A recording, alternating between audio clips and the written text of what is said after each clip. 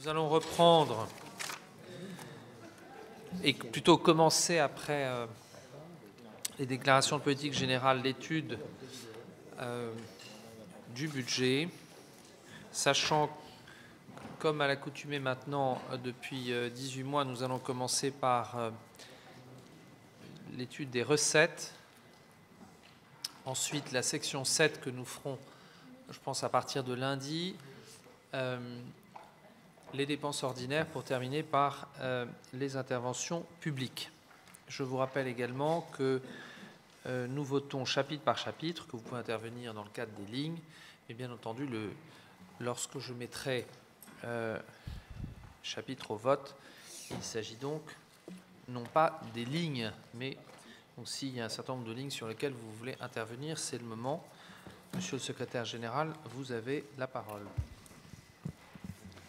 Chapitre 1, produits et revenus du domaine de l'État, 232 235 500 euros. Merci. Oui, monsieur Clérici. Merci. Je ne sais pas si... Oui, je fais mon intervention ici, parce que sur le commerce, bien entendu. Le commerce de détail va mal. Je me suis promené l'autre jour dans la Principauté, samedi dernier, au moment des fêtes de Noël. Votre Pardon, micro, on ne m'entend pas, oui, excusez-moi. C'est, je crois, la seule ville, ou à part des petites villes de province, où on ne voit personne dans les rues. Alors, il y a des spots comme ça où on peut trouver des lieux d'animation. C'est le cas du village de Noël, qui est plutôt bien fait, et là, qui attire du monde avec des kiosques de restauration rapide, des snacks, il y a une ambiance. Il y a, je dis entre guillemets que le centre commercial de Fontvieille fonctionne à peu près aussi, vous avez un peu de passage. Disons les deux centres commerciaux, et après les artères de la Principauté, le boulevard des Moulins, la rue Caroline, la rue Grimaldi, enfin tout ce qui fait l'animation dans la cité, c'est un désert, c'est une catastrophe. Alors, on n'a pas d'enseigne, on n'arrive toujours pas à les faire venir. Lazare Sovego, vous savez ce que j'en pense, c'est un raté. Les jardins d'Apolline, ça ne prend pas, on n'a pas de continuité commerciale avec le centre commercial. Le centre commercial n'est pas agrandi, il aurait fallu l'agrandir il y a déjà une dizaine d'années. Maintenant, je sais que c'est une opération de tiroir, on en parlait tout à l'heure, c'est très compliqué, on en a déjà parlé, il faut débarrasser la collection des voitures anciennes. Il faut que le parking soit réalisé sur Adars Nord avant de pouvoir le faire. Il y a la salle Léo Ferré qui doit être débarrassée aussi. Donc là-dessus, on n'a pas de grosses opportunités pour le moment.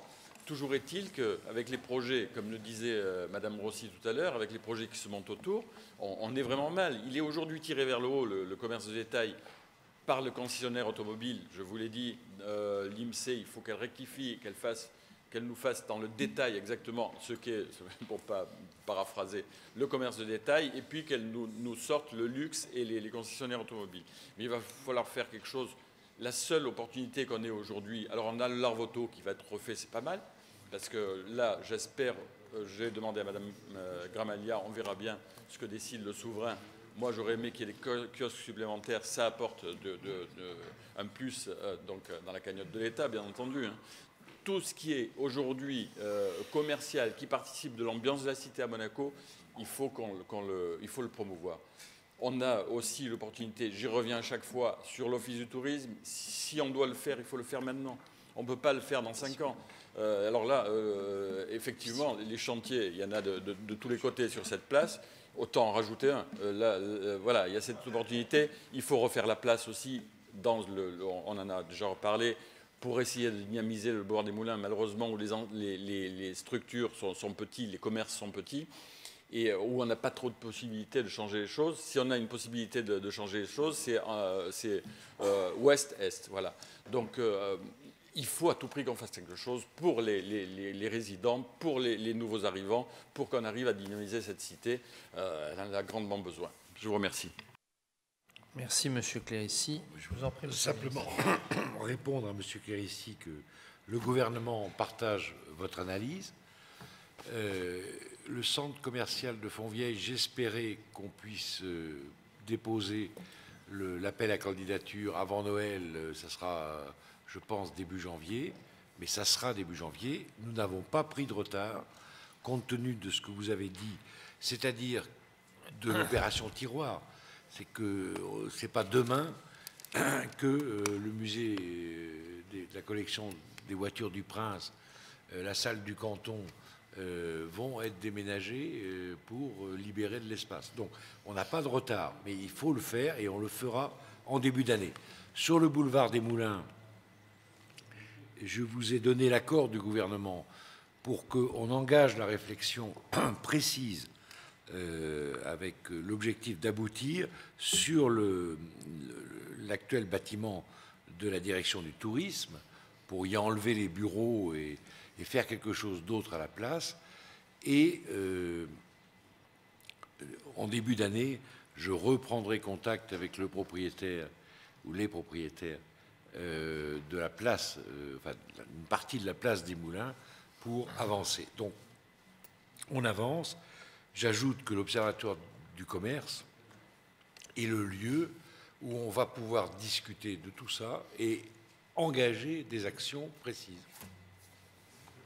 Alors au moins sur le centre commercial, pardon, qu'on soit prêt le jour où, c'est-à-dire que dans 4 ans ou 5 ans, le jour où ces travaux seront terminés, que ce soit calé pour qu'on ne perde pas encore de temps à ce moment-là, pour qu'il soit encore recueilli.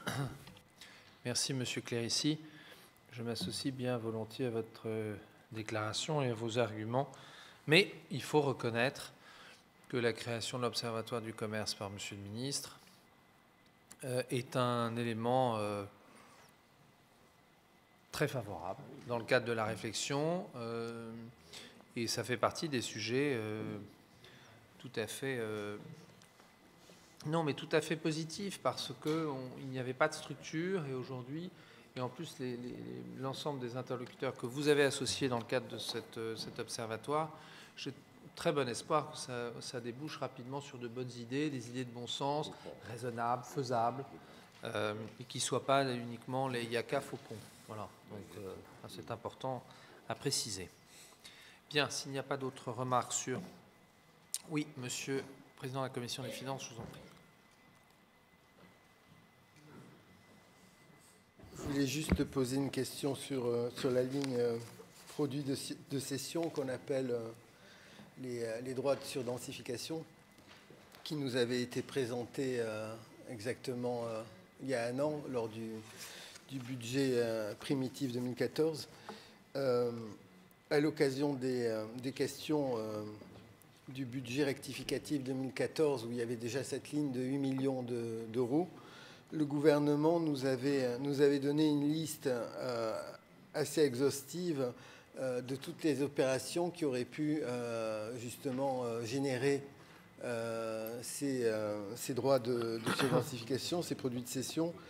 Et or là, la ligne, elle est toujours de 8 millions.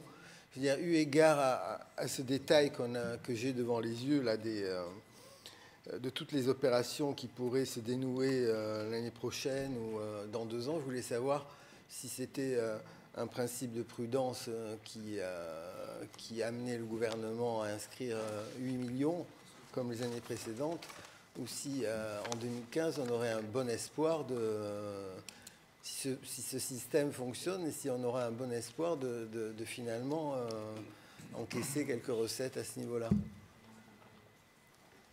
Monsieur le conseiller Castellini. Merci. Je vous confirme, oui, que ce chiffre est probablement au vu des opérations qui, pour certaines, ont pris un peu de retard, une estimation qui est à la fois réaliste et conservatrice pour 2015, puisque cette estimation repose sur essentiellement 2 opérations, l'une d'entre elles qui va s'engager très prochainement au niveau de l'avenue de la Costa et de la Régence, et une autre qui, donc le premier versement devrait être de l'ordre de 5 millions d'euros et une autre qui devrait nous rapporter 3 millions d'euros, d'où les 8 millions. Mais nous avons également d'autres opérations, pour certaines assez ambitieuses, qui devraient nous permettre, selon les opérations, de gagner 5 à 10 millions d'euros par opération. Je ne suis pas convaincu toutefois que toutes démarrent en 2015. Donc c'est pour ça, oui, que vous évoquiez un principe de précaution. Je reste prudent et je préfère inscrire ces montants-là qui, eux, résultent d'opérations qui sont déjà engagées, sur lesquelles nous devons contractuellement, suite aux engagements pris par les promoteurs, toucher les sommes en question. Pour les autres opérations, ce sera peut-être plutôt l'année suivante. Mais je vous confirme que la tendance est prise et que le mécanisme commence à être bien compris et accepté par les différents opérateurs qui lancent des promotions. Bien, merci Monsieur Barry-Laro. Oui, merci Monsieur le Président. J'ai une question qui s'adresse à Madame Gramalia. En séance privée, j'avais évoqué la problématique que rencontraient les propriétaires de véhicules électriques eu égard aux prises pour recharger leurs véhicules à l'intérieur des parkings publics. À l'époque, vous n'étiez pas vraiment au courant du dossier et je voulais savoir si vous avez eu des renseignements complémentaires et qu'est-ce qui se passera si les normes changent et que les obligations imposées aux usagers les obligent à charger leurs véhicules électriques en dehors des parkings publics fermés. Je vous remercie. Alors le courrier dont vous aviez parlé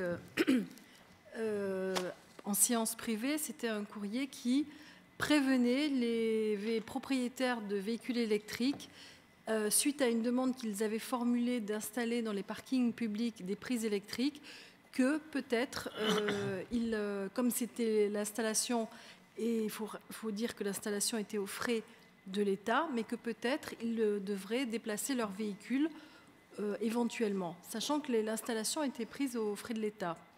Et effectivement, une étude est en cours pour savoir, dans les parkings publics, s'il était nécessaire d'un point de vue sécurité, donc c'est une étude en liaison avec les services de sécurité, les pompiers notamment, s'il est obligé, dans le cas d'installation de prise de recharge de véhicules électriques, s'il est obligé de sprinkler tous les parkings.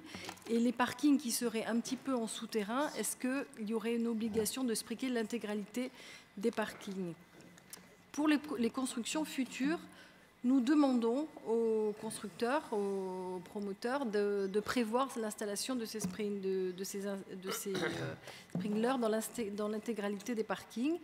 Et sachant que pour l'instant, aucun frais n'est demandé aux personnes qui font la demande d'installation de ces prises électriques, il sera peut-être obligatoire de modifier ces emplacements, mais le coût est nul pour les utilisateurs puisque ce n'est pas eux qui font l'installation. Et sachant que cette étude n'est pas encore terminée. Bien. C'était juste une prévention en disant, mais ce n'était pas de dire vous allez payer, mais on vous avertit que bientôt, vous allez devoir repayer une installation. Puisque à l'époque, les installations sont prises en charge par l'État. Enfin, toutes les installations de prises électriques sont payées par l'État. Merci beaucoup. Monsieur Crovetto. Merci, Monsieur le Président. Ça concerne le domaine immobilier. Parfait, merci beaucoup. Donc, je voulais faire une remarque. L'ensemble des revenus du domaine immobilier représente autant que les recettes des monopoles concédés ou exploités par l'État. Donc, c'est quelque chose de très important.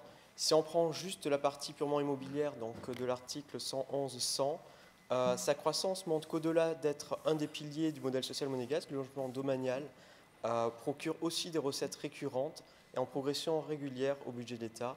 Et donc, il s'agit bien d'un investissement. J'avais une question par rapport à cette ligne. Je voulais savoir si on pouvait prévoir une augmentation des recettes imputables au raccourcissement des délais de vacances des appartements entre deux locataires dont on avait parlé précédemment. Ça fait en effet partie des objectifs, puisque même s'il s'agit ici et peut-être surtout, puisqu'il s'agit du parc domanial de l'État, ce n'est pas des propriétaires privés qui rechercheraient de manière peut-être encore plus notable le profit, et surtout le profit à court terme. Nous devons, nous aussi, avoir au niveau de l'administration des domaines cette même logique qui consiste à maximiser les revenus tout en minimisant les temps de remise remise en état des appartements. C'est bien le sens de la mission qui a été confiée et qui est pilotée par M. Bruno, donc en collaboration avec l'administration des domaines, de proposer des pistes d'amélioration, que ce soit au niveau des délais, que ce soit au niveau du service qui est rendu aux usagers, à travers notamment la mise en œuvre d'un logiciel qui permettra à l'administration des domaines de travailler plus efficacement, plus rapidement, et donc qui permettra une remise en état plus rapide, elle aussi, des appartements et donc des loyers plus importants qui pourront être touchés sans attendre, comme on a connu par le passé des délais qui étaient parfois excessifs. Donc tout cela va à la fois dans le sens, je dirais, d'un service public qui est la mise à disposition pour les compatriotes d'appartements rénovés de qualité dans les meilleurs délais, mais aussi avec une exigence de rentabilité pour les revenus de l'État. Merci beaucoup. Oui, Monsieur Héléna. Moi, c'est au sujet des monopoles concédés. C'est plutôt un souhait et peut-être une recette indirecte, mais moi, je souhaiterais que le gouvernement, si c'est possible, fasse un peu, du moins responsabilise un peu toutes ces sociétés à monopole concédé pour qu'ils dépensent plus d'argent à Monaco. Moi, j'ai l'impression que certaines vont systématiquement en France ou ailleurs, s'éloignent. Et c'est vrai qu'il n'y a pas de petites économies. Je pense que ça serait bien qu'on puisse faire un peu travailler les sociétés monégasques. Et voilà, et je pense que tout le monde serait gagnant. Je vous remercie. Merci beaucoup. Y a-t-il d'autres interventions? Je vous rappelle que nous sommes sur le chapitre 1, nous étions sur le grand A. Nous rentrons maintenant sur le principe et sur le sujet des monopoles.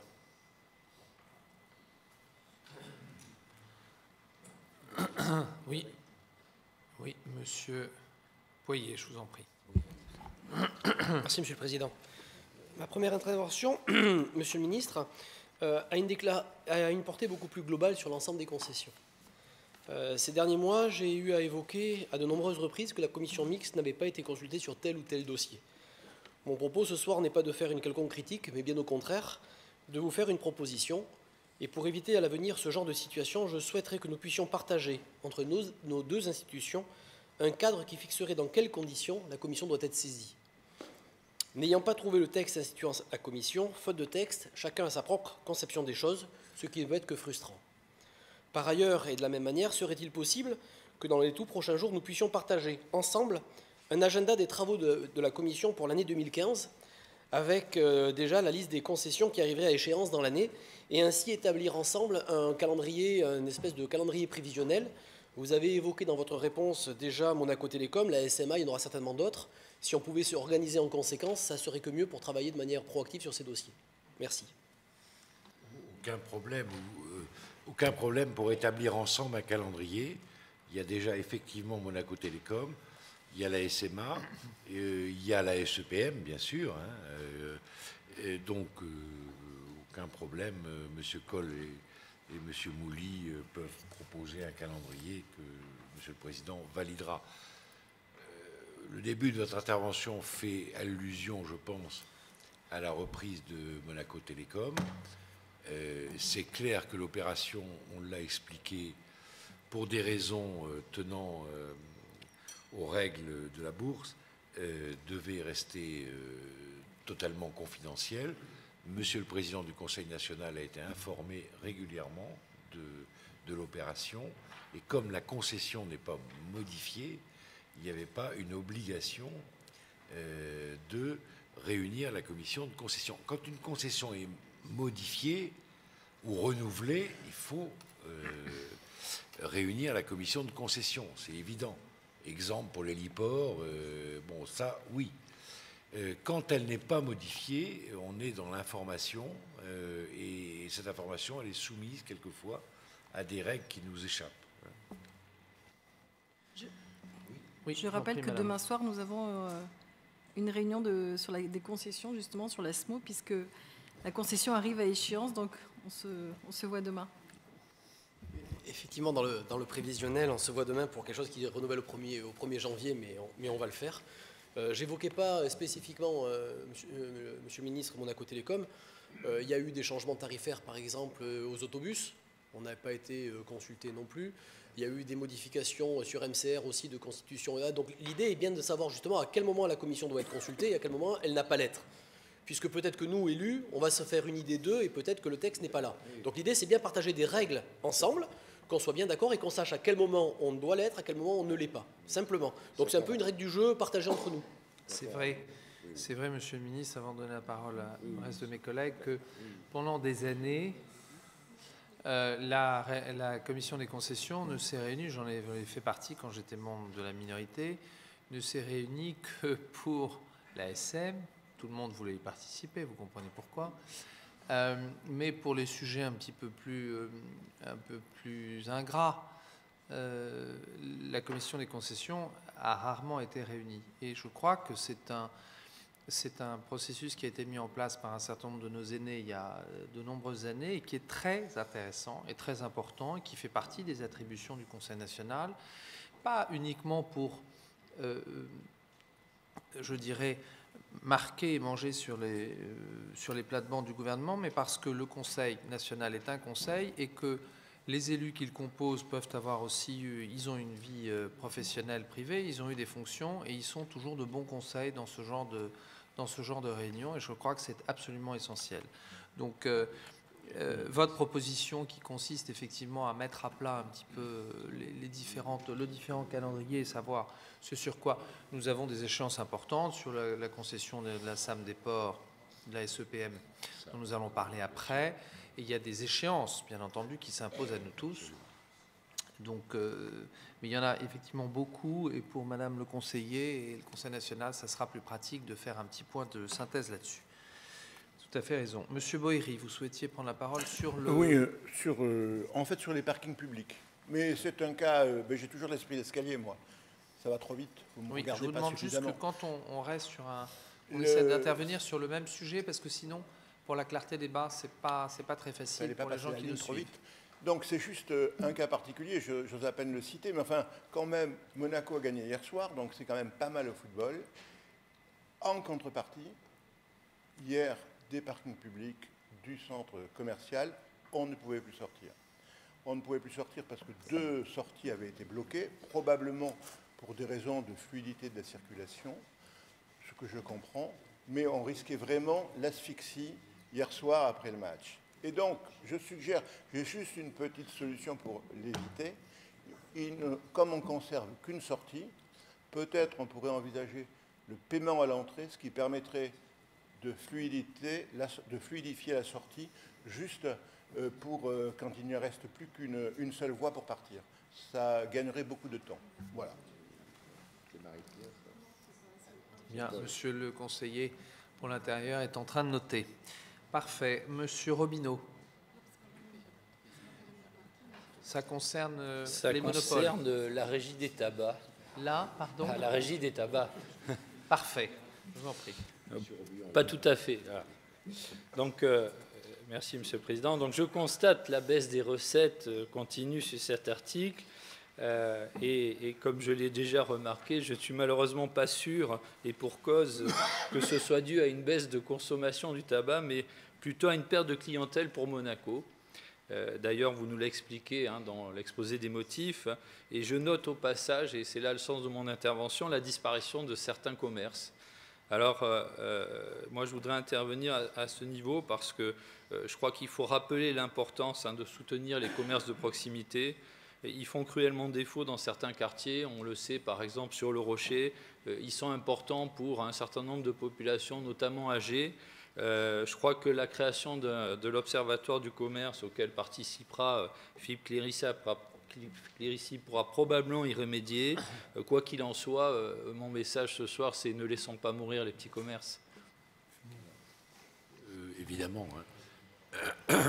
Si vous faites allusion au tabac de la Régence, il va être déplacé et il sera dans un kiosque devant la Croix-Rouge.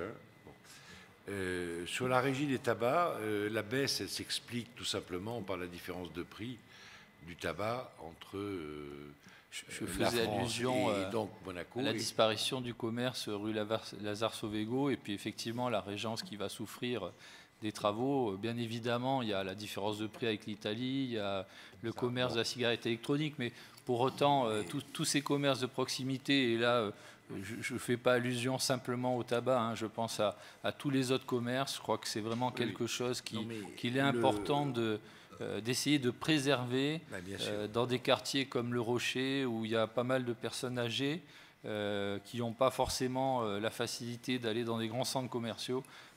Je crois que c'est vraiment important d'essayer de préserver cette activité. Donc sur la Régence, le tabac est déplacé, sera déplacé, réinstallé aux frais du gouvernement devant la Croix-Rouge.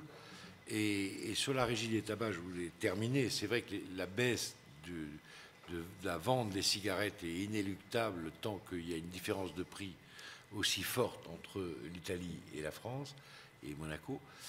En revanche, la vente des cigares est toujours très bonne et nous avons une offre de cigares qui est sans comparaison avec le pays voisin.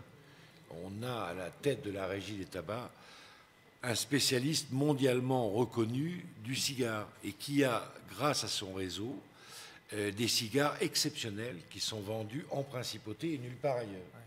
Donc, on gagne de l'argent quand même sur la vente des cigares. Sur le côté exceptionnel de certains cigares, je peux vous le confirmer. Bien, nous nous égarons.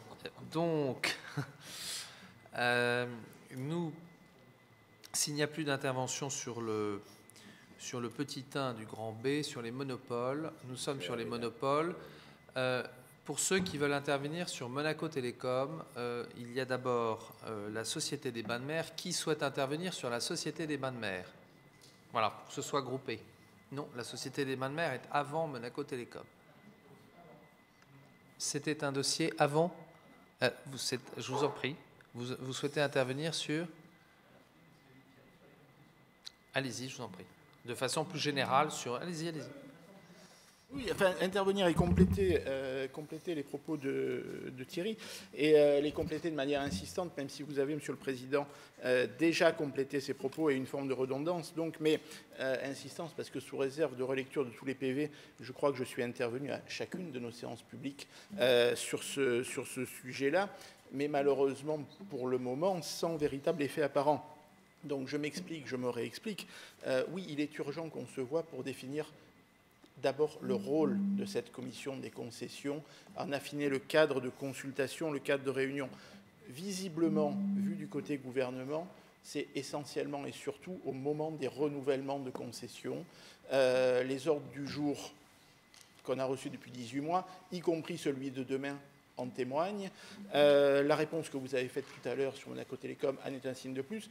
Je pense que, comme on le fait pour la tripartite de la SBM, si on avait un suivi plus régulier et une vision plus régulière de la vision et de l'évolution et de la vie des concessions, on n'en serait que plus efficace. Donc, si on peut aller un petit peu plus loin sur ce thème-là et éviter donc les actions a posteriori et les oublis, je veux dire, on ne va pas reparler éternellement de Monaco Télécom en étant ou pas d'accord avec ce que vous avez dit, reparler de MCR, reparler du satellite. Bon, il y a visiblement un retard à combler et de nouvelles pratiques à mettre en place. Donc, si on peut en discuter brièvement le cadre, et puis après, on l'a fait vivre dans le cadre d'un planning comme l'a évoqué Thierry. Autre point de détail, même s'il y a beaucoup de progrès, je crois qu'il serait vraiment bon qu'on reçoive le plus en amont possible les documents préparatoires à ces commissions. Le but étant simplement que l'échange ne se limite pas à la commission et aux 4 élus qui représentent le Conseil, mais qu'on ait le temps d'en parler avec nos collègues, voire éventuellement à l'intérieur d'une des commissions permanentes du Conseil national, parce que vous nous avez rajouté pour demain soir un paragraphe sur l'avenant usine d'incinération. Si on avait eu le temps d'en dire 2 mots en commission environnement ou en commission finance, on n'en serait que plus riche dans notre approche en commission. Voilà, donc ces deux choses que je souhaite rappeler une nouvelle fois, mais j'ai l'impression que ça bouge un peu, donc essayons que 2015 soit concret sur ces sujets-là. Vous n'avez pas une impression, hein. monsieur, ça va bouger. Ça avait besoin de clarification. Nous ne sommes pas fautifs, hein, dans la mesure où pendant des années, ça a été mis un peu en sommeil. Et donc les habitudes se sont un peu perdues. Et je crois que ce n'est pas non plus de la mauvaise foi, du moins à ce stade encore. Voilà. Parfait. Donc nous reprenons sur les monopoles concédés et un monopole qui s'impose à nous tous concernant la Société des Bains de Mer. Qui souhaite intervenir sur Monsieur Poirier, je vous en prie. Je commence à chaque fois les sujets, c'est bien. Il faut bien qu'il y en ait un qui merci commence. Monsieur le Président. Concernant la Société des Bains de Mer, le président de la Commission des intérêts sociaux et des affaires diverses est surtout préoccupé par le climat social, tant dans l'hôtellerie que dans les casinos. Il est urgent, pour ma part, d'arriver à un accord entre la direction et les organisations de salariés afin que, passé ce cap, la société puisse mettre toute son énergie dans le développement commercial et dans une approche client retrouvée. Avec les chantiers qui démarrent, il est impératif de chouchouter ces grands clients afin de les fidéliser et être en mesure le plus rapidement possible de redémarrer l'activité sur de nouvelles bases avec un minimum de casse au passage. De plus, la nouvelle signature que la société a choisie, Monte Carlo, Société des Bains de Mer, a indirectement des conséquences pour le pays tout entier. En effet, par l'utilisation du mot Monte Carlo, les valeurs que veut porter la société sont associées à celles de la principauté, l'obligeant à participer activement à l'identité de la marque Monaco. Vous avez donc bien une double responsabilité, Monsieur le Ministre, désolé, mais en tant que représentant de l'État au conseil d'administration, mais aussi en tant que chef du gouvernement, pour cette bivalence. Merci, Monsieur Poirier. Je m'associe bien volontiers à vos propos. On l'a dit tout à l'heure dans un certain nombre de déclarations de politique générale, on a le sentiment, alors que le Conseil national a joué le jeu d'un projet créateur de valeur sur le casino, et qui fait partie d'un des 3 piliers de l'activité de la SBM, c'est-à-dire son activité immobilière, son activité de rapport, de résidence hôtelière et de commerce, on a l'impression qu'on est dans une navigation à vue complète. Voilà, complète, tant sur le plan des hôtels et des conventions collectives dans les hôtels qu'il faut revoir. Il va bien falloir à un moment aborder le sujet de façon sérieuse et de façon publique. Or, ce sujet n'est pas mis sur la table. Il a commencé à être effleuré la semaine dernière en commission des concessions, absolument, Monsieur le ministre, en commission tripartite, mercredi dernier, ainsi que le sujet des options stratégiques sur les jeux. Et parce qu'en fait, on s'est aperçu au fil de la conversation que le directeur général des jeux qui était là a une vision très claire des choses. On n'a pas l'impression que cette vision soit partagée par son président délégué. Cette vision n'est pas non plus tellement partagée par la responsable des ressources humaines. Et tout ça donne une impression de flou complet, artistique. Et ce n'est pas possible dans une société de cette importance qui, pour Monaco, est cruciale.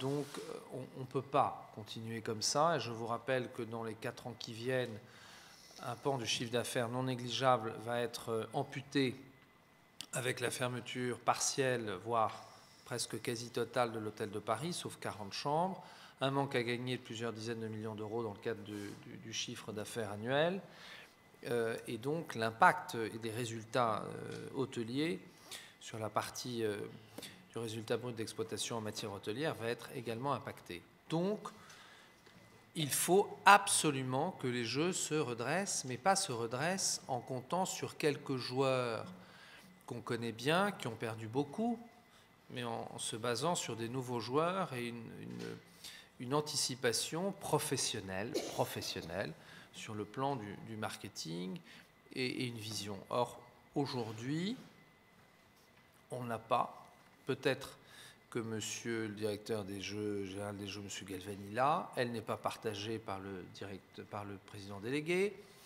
et elle n'est pas soutenue par la structure des ressources humaines. Alors on va où et on fait quoi? Voilà. Donc ce soir, moi je vous dis tout de suite que je suis extrêmement, c'est pas préoccupé, ma patience commence à être un peu au bout. Je suis surtout préoccupé pour la pour la situation de nos compatriotes qui travaillent dans les jeux, dans les enfants du pays aussi, et qui travaillent tout simplement dans cette société, qui ont une inquiétude grandissante. Voilà.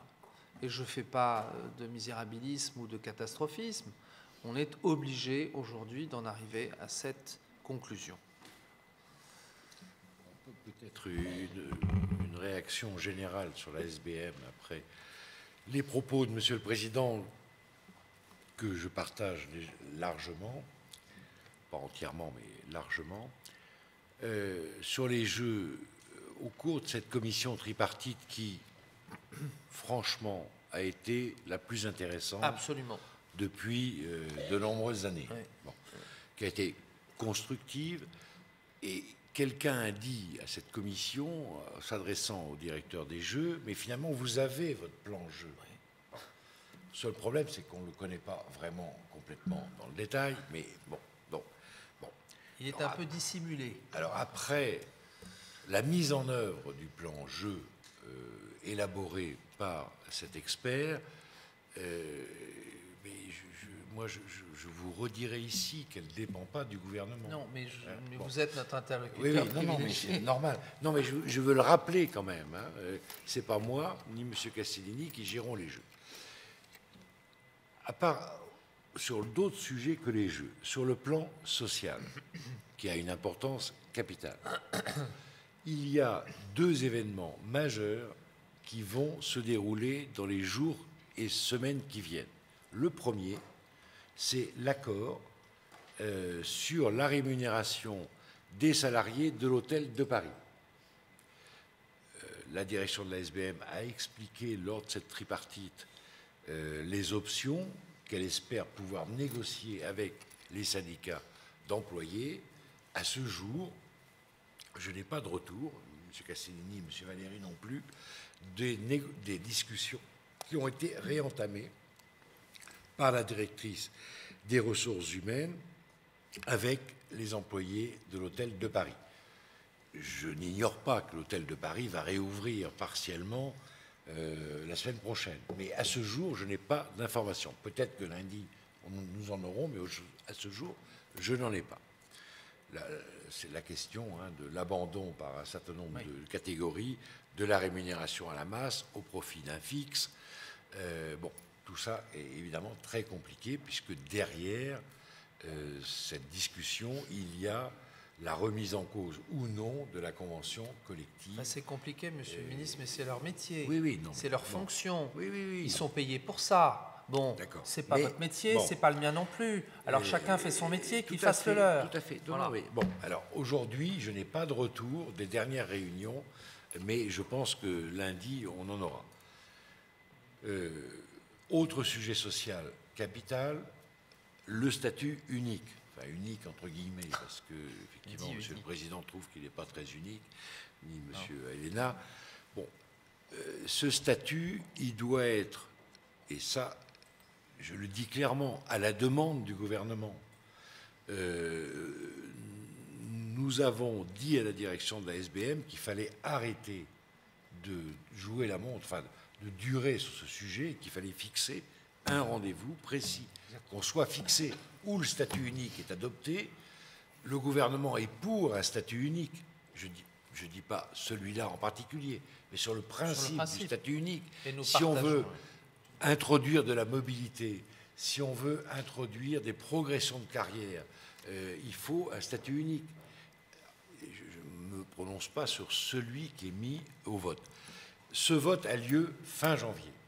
Si à fin janvier, ce statut proposé par la direction n'est pas adopté, il faudra en tirer les conséquences.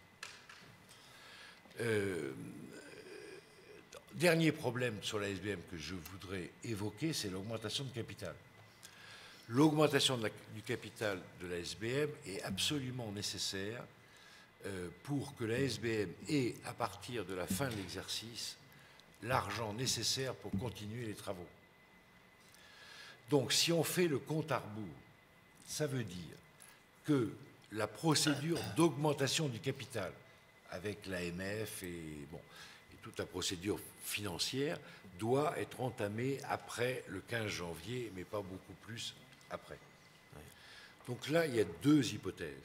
La première hypothèse, l'ASBM trouve des partenaires prêts à souscrire à l'augmentation de capital. Dans cette hypothèse, le gouvernement souscrit sa part ou un peu moins de sa part en gardant au moins 60%, et cette partie non souscrite par l'État est souscrite par les partenaires privés. Je ne suis pas sûr du tout, aujourd'hui, 10 décembre, qu'avant le 15 janvier, on ait formalisé un accord avec des promoteurs, avec des partenaires privés. C'est pourquoi la deuxième hypothèse est celle que j'ai annoncée lors du budget rectificatif ou avant même, en disant si on ne trouve pas de partenaire extérieur, l'État souscrit toute sa part, 69%, et garantit la souscription du reste pour permettre à la SBM d'avoir les fonds nécessaires pour continuer les travaux. Voilà le point exact sur aujourd'hui, 10 décembre, mais peut-être que lundi on en saura plus, sur le point social et le point sur l'augmentation de capital. Merci, Monsieur le Ministre, de vos propos, de vos précisions. Et je dois dire que je vous suis sur votre analyse, sur vos prises de position, sur le principe du statut dit unique, qui n'est d'unique que le nom, puisque par définition, il ne s'applique pas à tout le monde de la même façon, donc il ne peut pas être unique. Il faut être honnête, il faut avoir le courage d'employer des mots français qui veulent dire quelque chose, même s'il y a un peu de communication là-dessous. Et sur l'augmentation de capital, je partage totalement votre analyse. Et sur la partie sociale, sur l'hôtel de Paris, ça n'a que trop duré. Voilà, ça n'a que trop duré, ça aurait dû être réglé avant qu'on ferme l'hôtel, au moment où on a voté la désaffectation. Voilà, c'est de l'amateurisme. Et je le dis, et je le redis, et je le confirme. Voilà, et ces propos n'engagent que moi. Et je ne suis pas sûr qu'ils n'engagent pas la majorité, d'ailleurs, des élus ici présents. Pour la minorité, j'en sais rien. Monsieur Robineau. Et après, le vice-président voulait dire un mot.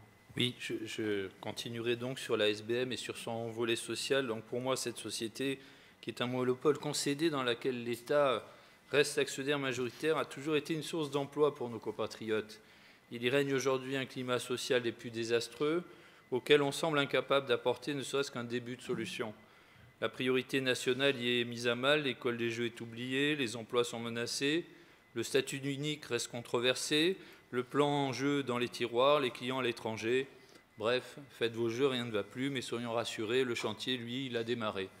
Il est grand temps, je crois, de prendre les mesures pour redresser la barre. Merci.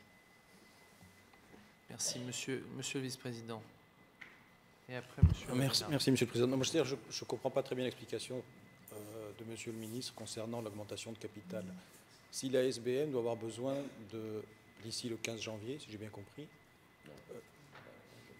Alors, excusez-moi, je vous laisse répéter. Vous êtes plus compétent que moi dans ces matières, donc ne faites pas semblant de ne pas avoir compris.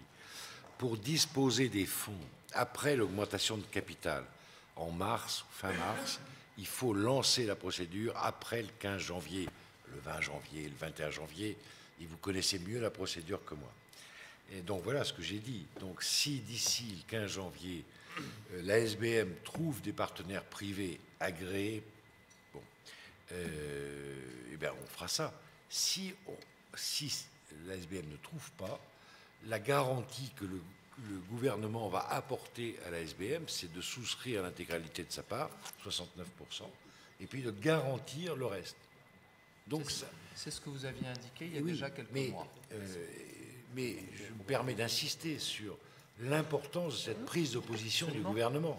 C'est grâce à cette position que l'ASBM est sûre d'avoir l'argent nécessaire pour continuer les travaux à partir d'avril. Et même sur les concours bancaires. Exactement. Pour la suite. Enfin, surtout pour les concours bancaires pour la suite. Bien sûr. Tout est lié. Tout est lié. Voilà. Donc voilà ce que j'ai voulu dire, monsieur. Non, je remercie, monsieur le ministre. Maintenant, juste une petite question complémentaire.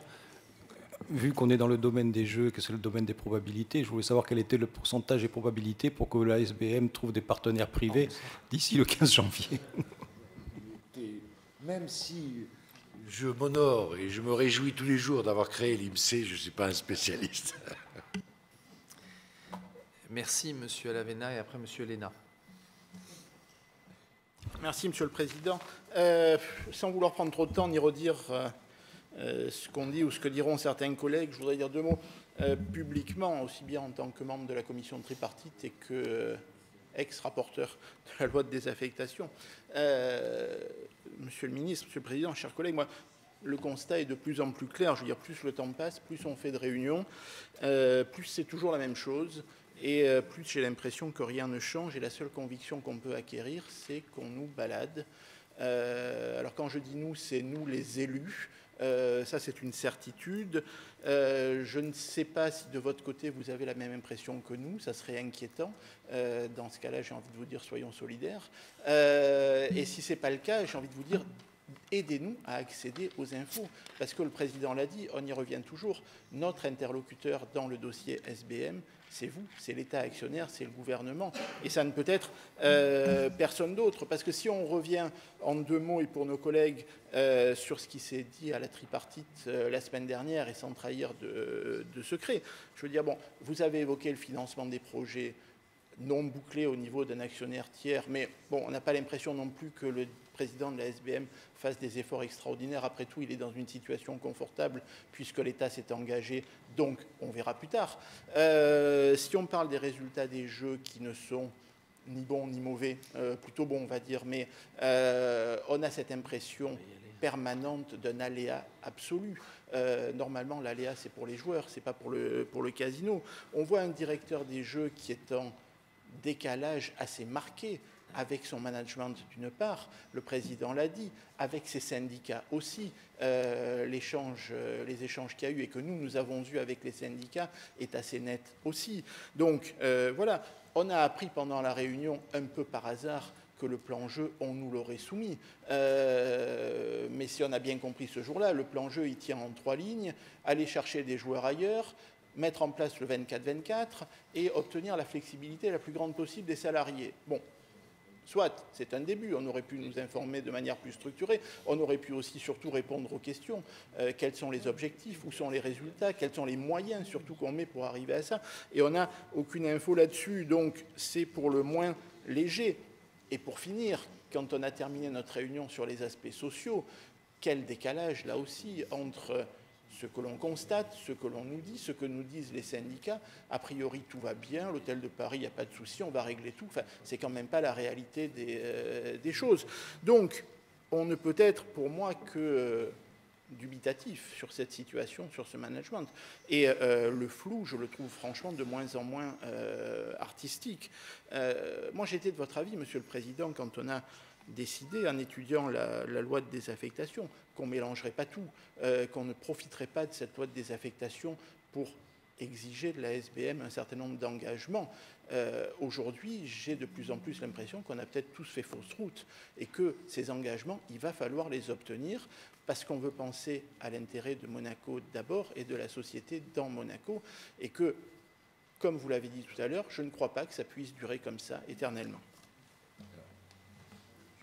Monsieur Alavena, je voudrais simplement dire, en écho à votre intervention, que ce qui a aujourd'hui changé par rapport à la période que nous avons vécue précédemment, dont votre exposé illustre une certaine vision, mais bon, avec laquelle nous pourrions trouver des points communs. Ce qui a changé aujourd'hui, c'est qu'il y a des rendez-vous datés, précis. Oui, mais ce n'était pas le cas il y a un an. Aujourd'hui, c'est le cas. Rendez-vous daté, l'ouverture de l'hôtel de Paris, partielle certes, mais l'ouverture quand même, la semaine prochaine. Est-ce que la SBM aura réglé ou non le problème de la rémunération des salariés? Deuxième rendez-vous daté, le vote du statut unique avant la fin du mois de janvier. Troisième rendez-vous daté, l'augmentation de capital à partir de la troisième semaine ou deuxième semaine de janvier. Donc, si Après, on tirera les conséquences de ces rendez-vous datés et du succès ou non de ces rendez-vous datés. Mais aujourd'hui... Ou ratés. Oui, raté ou réussi. Raté ou réussi. Bon. Mais je veux dire que par rapport, même par rapport au moment du budget rectificatif, on n'avait pas ces rendez-vous. Bon.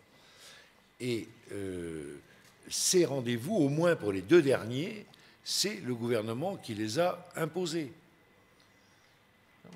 Bon. Donc, si vous voulez, le gouvernement n'est pas absent du dossier, mais il n'est pas gérant non plus. Non, voilà. Nous sommes grés, effectivement, vous avez raison. Bon. Il y a des échéances datées, précises, sur lesquelles qui s'imposent à la direction. Et bah, comme toute direction, il y a toujours un moment, le moment de vérité va arriver bientôt. Voilà, ces 3 échéances, 3 points fondamentaux. Le 20 décembre pour la réouverture, le 15 janvier parce que c'est le calendrier de l'AMF qui s'impose, et le vote sur le sécu unique parce que vous avez dit il faut une limite maintenant. Donc, sinon, ça peut durer 1 an encore. Hein. Vous avez raison. Ah bah oui, étant donné la capacité à faire durer ce qui ne peut plus durer, effectivement, ça peut aller loin. Monsieur Héléna. Merci, Monsieur le Président. Moi, je voudrais déjà dire par rapport au président, c'est moi, je suis vraiment inquiet. Plus fort. Merci. Voilà, merci. Je suis vraiment inquiet par la situation et surtout par la direction qu'est en train de prendre la direction de la SBM. Si on revient un peu en arrière, on a eu, donc il y a 3-4 ans, on a eu l'arrivée d'Isabelle Simon avec son plan Renaissance. Alors c'est vrai que bon, s'il y en a un ici qui devrait être content, c'est moi, parce que bon, ça nous a trouvé le nom de notre liste. Mais aujourd'hui, il faut reconnaître que son plan, c'était une coquille creuse. Après, on a eu un élément aussi qu'on ne parle pas souvent, mais qui, d'après moi, a une grosse importance. C'est l'arrivée d'une personne au marketing, en la personne de Mme Acresta, qui nous a vendu une carte Players qui allait révolutionner les jeux. Aujourd'hui, on est en train, malheureusement, de toucher du doigt la réalité des clients. On n'en veut pas. Moi, je vois encore, bon, pas en ce moment parce que je suis en vacances, des clients prendre la carte, la déchirer et nous la tirer dans la tête parce qu'ils trouvent ça complètement stupide, aberrant. Et on s'obstine, et c'est toujours les clients qui ne sont pas satisfaits, ce qui est quand même grave. Et après, donc, on a eu donc l'arrivée de M. Galvani qui devait nous faire un plan jeu. Bon, aujourd'hui, je crois que c'est du même, pour moi, c'est dans la même optique que Isabelle Simon. C'est une coquille vide. Son plan jeu, il nous l'a dit. L'ouverture de 24 heures sur 24 du Café de Paris pour les machines à sous. Aujourd'hui, il faut être honnête, c'est un échec. J'ai encore regardé les chiffres tout à l'heure. Je crois qu'il y a une différence de 800 000 € en plus, ce qui manque à l'intérieur du casino. Donc ça a été un placé payé, c'était juste un mouvement de clients. Et ça a quand même coûté, entre les investissements plus les frais personnels, plus de 2 millions d'euros. Donc aujourd'hui, il faut arrêter de croire qu'un jour Monaco deviendra Londres, comme il nous l'a vendu à la tripartite. Non, Monaco, nous, on n'a pas cette métropole. On a Cap d'Aille, Saint-Roman, la mer devant et la Turbie derrière. Donc on n'a pas cette chance d'avoir de métropole autour de Monaco. On a d'autres arguments, et je pense que c'est là-dessus qu'il faut travailler. Mais lui, il ne les a pas encore vus. Après, sa clientèle chinoise, moi, je suis plus que sceptique. Je veux dire, quand on voit des clients en plein casino de Monte-Carlo se mettre à cracher par terre, avoir des comportements, alors peut-être il faut les faire venir, mais pas au casino. On met 2 tables en bas dans les parkings, et c'est très bien, je pense que ça serait très très bien. Mais surtout, et là je viens, ce qui me fait encore plus peur sur cette clientèle-là, c'est qu'il n'y a pas de secret. Les casinos à Macao, c'est du blanchiment. Macao, vous allez, c'est une machine à laver. Aujourd'hui, c'est en train de descendre depuis 6 mois. Est-ce que Monaco, on peut prendre le risque de faire venir des junkets, qu'en réalité, un agent joueur, ce qu'on a interdit il y a une quinzaine d'années, pour qu'on se reprenne un jour en pleine figure en disant « mais Monaco, c'est un paradis fiscal, on fait ce qu'on veut avec l'argent ». Non, on a eu du mal à sortir de cette liste, on est passé au gris, maintenant on est au blanc. Je pense qu'il faut que tout le monde en ait conscience. Pardon, monsieur Héléna, c'est juste, normalement c'est 3 minutes le temps, mais... Pardon, parce que c'est un peu long. Mais allez-y. Voilà. Maintenant, je vais venir sur le statut unique. J'en ai parlé tout à l'heure dans mon discours, même si c'était pas... Moi, ça me fait peur, parce que quand on lit vraiment le statut unique, j'ai l'impression de revenir il y a 5 ans au premier statut unique. Les personnes qui ont travaillé et qui ont fait un travail énorme. Là, je peux vous dire que, du moins, ils l'ont fait consensueusement, mais à un moment, j'ai l'impression qu'ils se sont coupés de la réalité. Donc, le statut unique, aujourd'hui, on le vend comment? C'est-à-dire en donnant plus d'argent à ceux qui sont en place, en disant, vous allez être les grands bénéficiaires, mais par contre, les futures générations, elles vont payer. Parce qu'elles ne gagneront pas ce que vous avez gagné, vous n'avez pas eu la chance de ça. Plus l'axe, je l'ai dit tout à l'heure, c'est 20% de réduction des employés, ça fait entre 80 et 90 personnes. Un tiers des cadres, ça fait 30 personnes. Moi, je crois qu'aujourd'hui, la direction de la SBM, et pourtant je suis quelqu'un qui aime cette société, n'a pas de solution. Je veux dire, sérieusement, ils sont devant un mur et ils se disent, est-ce qu'il faut qu'on tourne à droite, à gauche, on monte, on descend, je ne sais pas.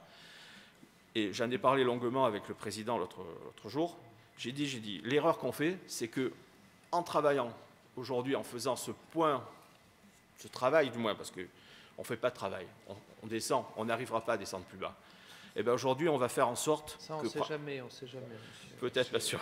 On va faire en sorte aujourd'hui de mettre en place les employés pour que ça soit rentable avec ce chiffre. Et alors qu'on devrait faire l'inverse, encadrer et mettre en place une vraie politique de jeu pour développer et rentabiliser ce casino. Parce que moi, je l'ai dit dès la première séance ici, quand on ferme le Café de Paris et qu'on enlève les tables de jeu au Café de Paris et qu'on dit après on veut relancer les jeux, pour moi c'est une incohérence. C'est comme si hier on jouait avec 10 gardiens, on n'allait peut-être pas prendre de but, mais on n'allait pas en marquer. Je veux dire, au moment, il faut être cohérent. Et donc, pour revenir sur le statut unique, moi, vraiment, ça me fait peur. Parce qu'aujourd'hui, au lieu d'essayer de trouver une solution pour que les futures générations voient l'avenir un peu sereinement, eh bien au contraire, on est en train de mettre les monégasques les uns contre les autres. Tout le monde se regarde, tout le monde dit « Ah oui, moi je suis gagnant, je pars dans 5 ans, je vais prendre 3 mois, du moins 12 mois de salaire.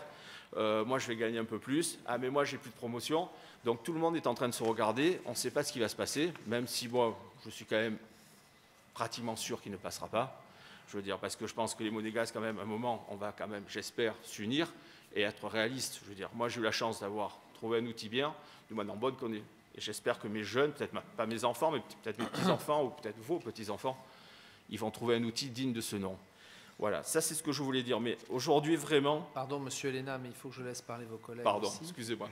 Donc voilà, je suis très pessimiste en tout cas.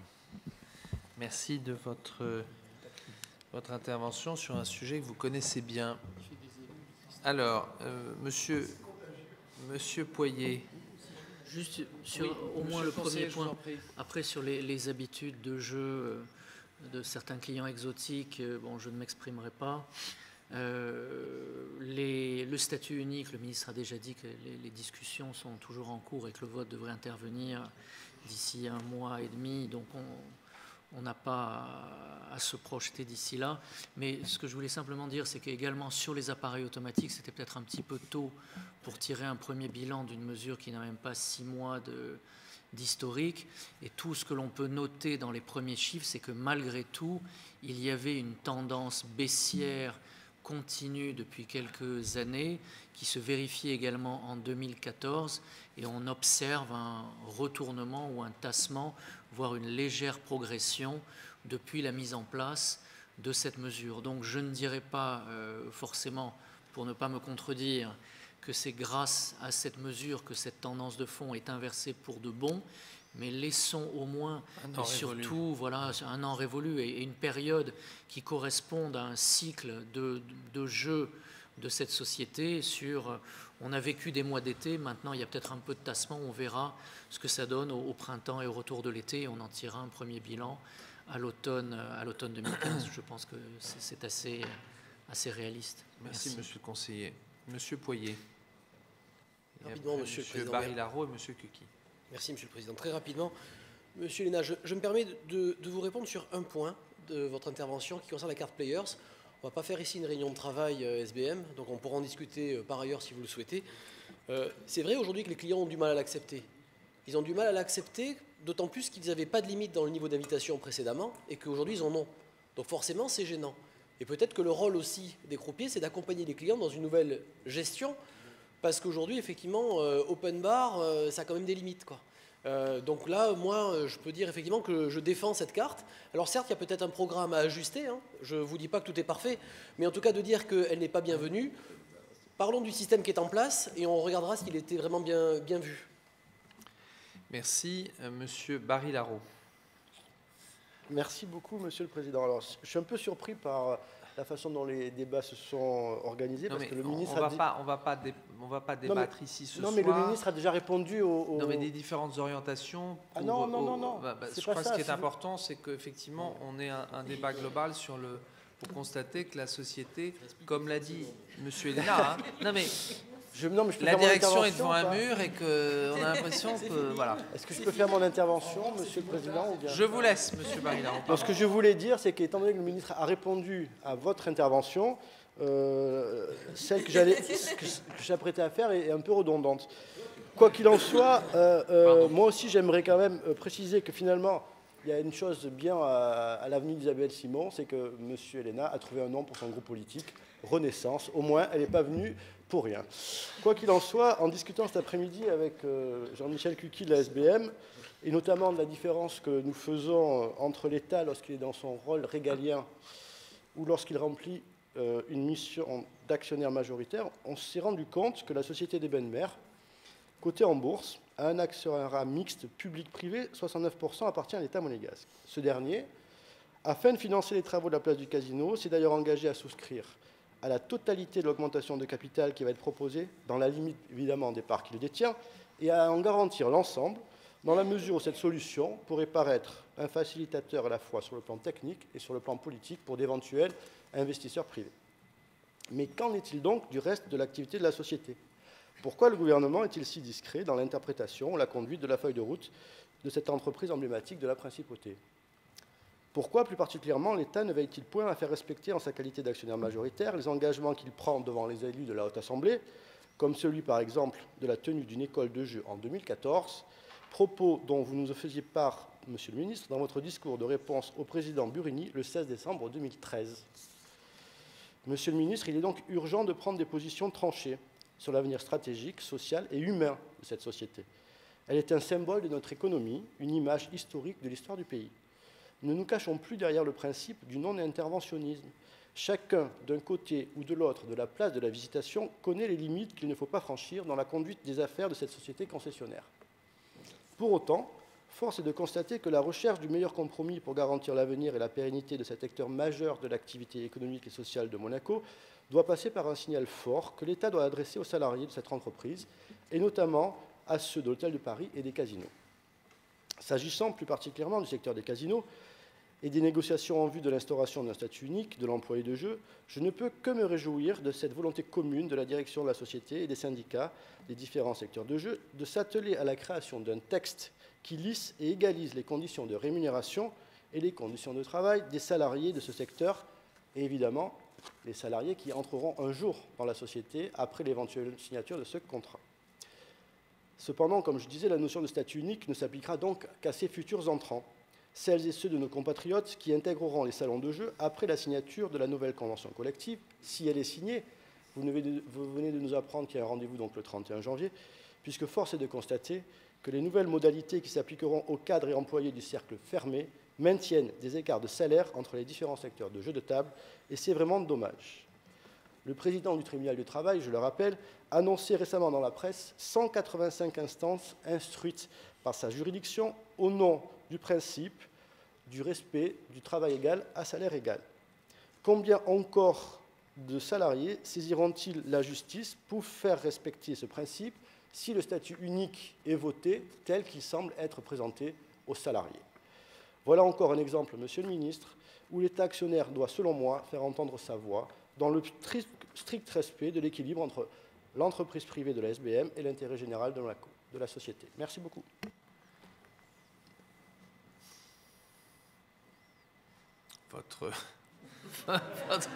Votre intervention a eu un effet...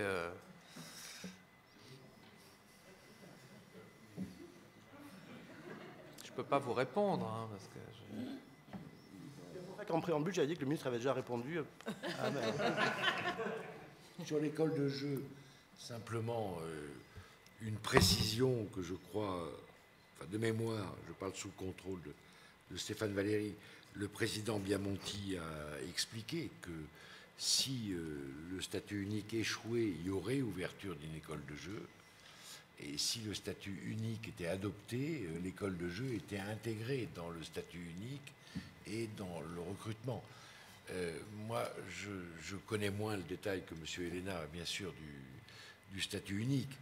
Il n'est pas envisageable pour le gouvernement, je le dis clairement, qu'il n'y ait plus de recrutement à la SBM de monégasques pendant quelques années. Ça, c'est clair. C'est pas non plus envisageable pour la représentation nationale. Bon, voilà. Donc, je le dis clairement. Bon. Merci beaucoup. Monsieur Cuqui.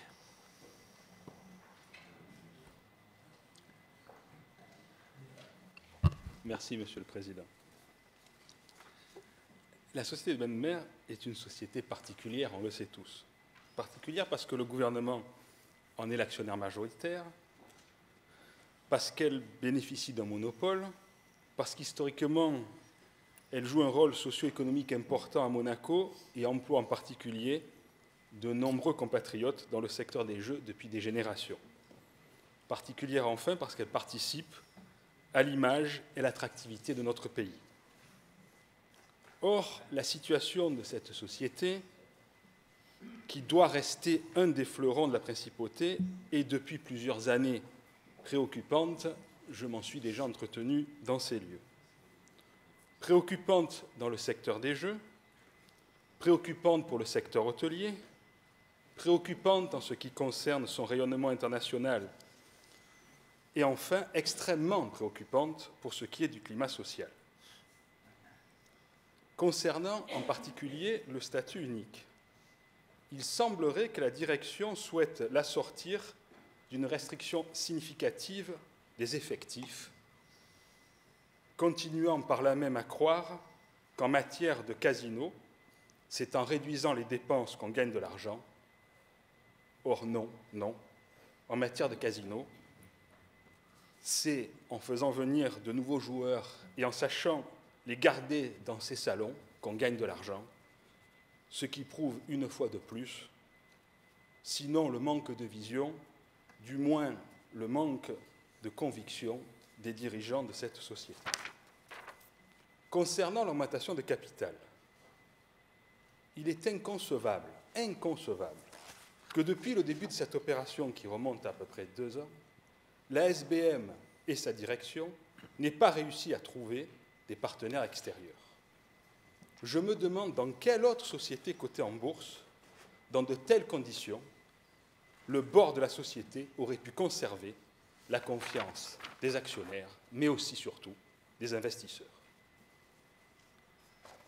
Je ne peux imaginer que le gouvernement n'ait pas, tout comme nous ici, fait ce constat d'échec.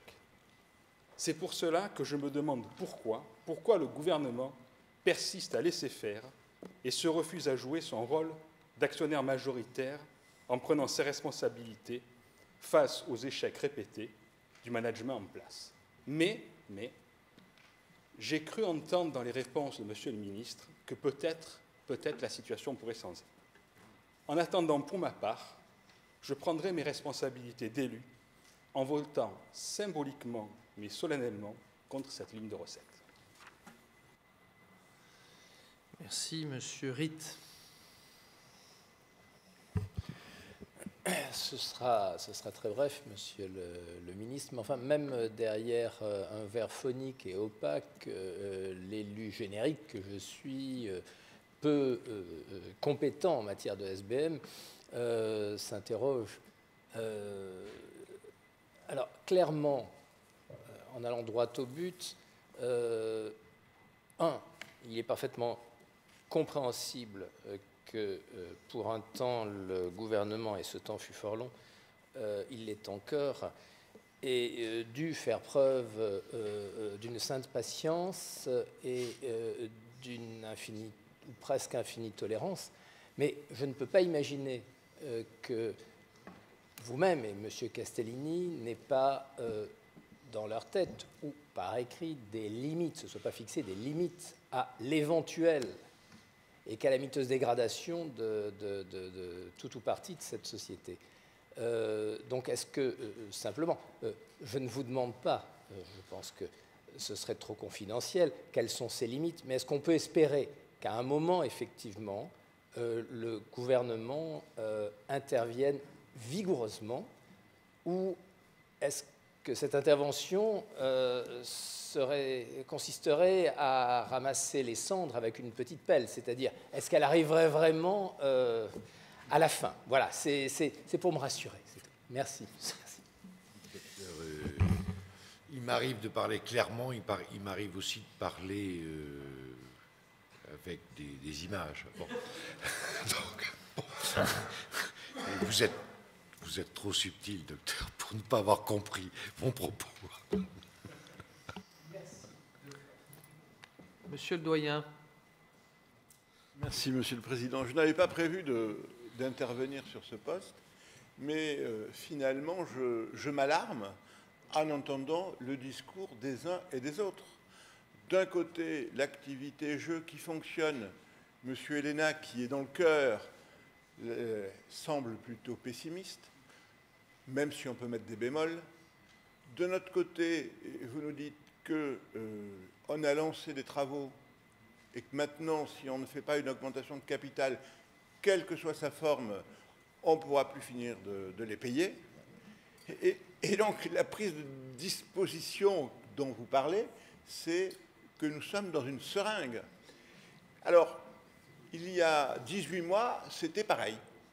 Donc, ce qui me fait souci, c'est aujourd'hui, et je rejoins la position de mes collègues, est-ce qu'en dépit de cette situation, et parce que c'est un fleuron pour Monaco, est-ce que finalement, on peut avoir un espoir d'un plan de développement, quelles que soient les circonstances, puisque de toute façon, on souscrira à l'augmentation de capital. Le plan de développement au premier degré, c'est la poursuite et l'achèvement des travaux. Et rien ne serait pire aujourd'hui que d'arrêter les travaux. Alors ça, bon. Donc, ce qui est de ce point de vue-là rassurant, c'est la décision prise par le gouvernement de couvrir l'augmentation de capital. Après, on verra si des investisseurs privés peuvent rentrer ou pas. Il ne faut jamais être trop pessimiste. Hein. C'est peut-être, j'espère d'ailleurs, parce que je pense que l'argent de l'État pourrait être utilisé mieux que dans un investissement massif à Monaco, dans la SBM. Je lui dis franchement, par précaution, l'argent du fonds de réserve devrait être diversifié dans ses placements. Bon. Mais on le fera s'il le faut, parce que cette politique est majeure pour le développement de la société. Donc, moi, je ne suis pas pessimiste là-dessus, M. Boéry. Les jeux, M. Helena l'a dit, les résultats aujourd'hui sont pas loin des meilleures années quand même. Enfin, étaient pas loin des meilleures années. Bon. Malheureusement, depuis une semaine, oui, d'accord, c'est très très mal. Bon, mais une semaine, bon. Donc, ne soyons pas désespérés sur ce sujet, si vous voulez. Et je mets en garde quand même un peu sur un discours extrêmement alarmiste sur le climat social. Je pense qu'il ne faut pas exagérer non plus trop les sujets. Bon, non, mais bon, je vous livre mon opinion. Hein. Bon. Merci. La parole est à Monsieur Boisson. Je vais essayer de raisonner de la manière la plus impartiale, surtout vis-à-vis des gens qui nous écoutent, qui doivent se demander pourquoi les élus réagissent de la sorte. Étant à la réunion tripartite, j'entends un certain nombre d'informations. Et ce que je ne comprends pas, c'est que lorsque nous recevons des représentants des secteurs jeux et hôtellerie dans cette enceinte, nous entendons un certain nombre de critiques, de mécontentements. Notamment, on nous dit « ne sont pas entendus, ne sont pas reçus ». Pas de tous, on ne peut pas généraliser, une partie. Lorsque nous sommes dans les réunions tripartites, on nous dit « pas du tout », on les écoute, on les reçoit. La directrice des ressources humaines, par exemple, affirme qu'elle a eu 147 entretiens pendant l'année, ce qui certes n'est pas négligeable. Alors, je crois qu'à moins d'être paranoïa et de ne plus faire pas confiance à personne, on croit autant les uns que les autres. Mais dans quelle situation nous trouvons-nous? Quand on rencontre des représentants de la SBM, ils nous disent le statut unique, ça ne marchera pas. Là aussi, il ne faut pas généraliser. Certaines parties de la corporation y croient, d'autres n'y croient pas. Quand on rencontre la direction, les dirigeants, ils nous disent on a fait encore des efforts, nous allons y parvenir. Alors, avouez que ça nous met quand même dans une situation un peu schizophrénique. D'un côté, les responsables des jeux externes nous disent qu'il n'y a pas de politique jeu. Quand on est en réunion tripartite, on nous dit mais oui, il y a une politique jeu. Elle était résumée en 3 points tout à l'heure. Sur ce sujet, par exemple, je n'arrive pas à comprendre depuis des années comment on ne parvient pas à trouver certains clients. Parce que le client qui vient au casino est une personne qui a des addictions. Et quand on a de l'argent, et de l'argent qui n'est pas caché, qu'on peut dépenser comme on veut, donc tout à fait fiscalisable, et qu'on a une addiction, et si on est bien accueilli dans un casino, qu'on s'y trouve bien, on y va. Donc ça, je ne comprends pas comment on nous dit qu'il n'y a pas de clients. Alors voilà toutes ces dichotomies qui font que l'on croit les uns, l'on croit les autres. Bon, alors, on va être positif. Il ne reste plus qu'à croire à ce que vous disiez, Monsieur le Ministre. Il y a des dates butoirs. Espérons, parce que finalement, c'est dans l'intérêt de tout le monde, nous, on n'est pas là pour essayer de porter préjudice à la SBM. Bien au contraire, il faut espérer que le problème des employés de l'Hôtel de Paris soit réglé, parce qu'on ne peut pas se permettre, avant les fêtes, qu'il y ait encore des grèves. Mais on peut comprendre aussi que la SBM ne peut pas accepter tout et n'importe quoi. Il faut qu'ils arrivent à trouver ce consensus. Ce statut unique, en fait, il faut le relativiser. Il n'est peut-être pas unique pour tous. Il peut être unique au sein d'un certain nombre de groupes.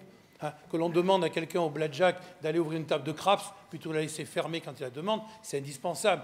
Maintenant, vu la structure qu'il y a depuis si longtemps, c'est difficile. Vu les modes de rémunération, n'oublions pas que les employés des jeux européens sont payés au pourboire, leur demander d'aller tirer les cartes au blackjack et quelqu'un du blackjack d'aller faire de la roulette européenne.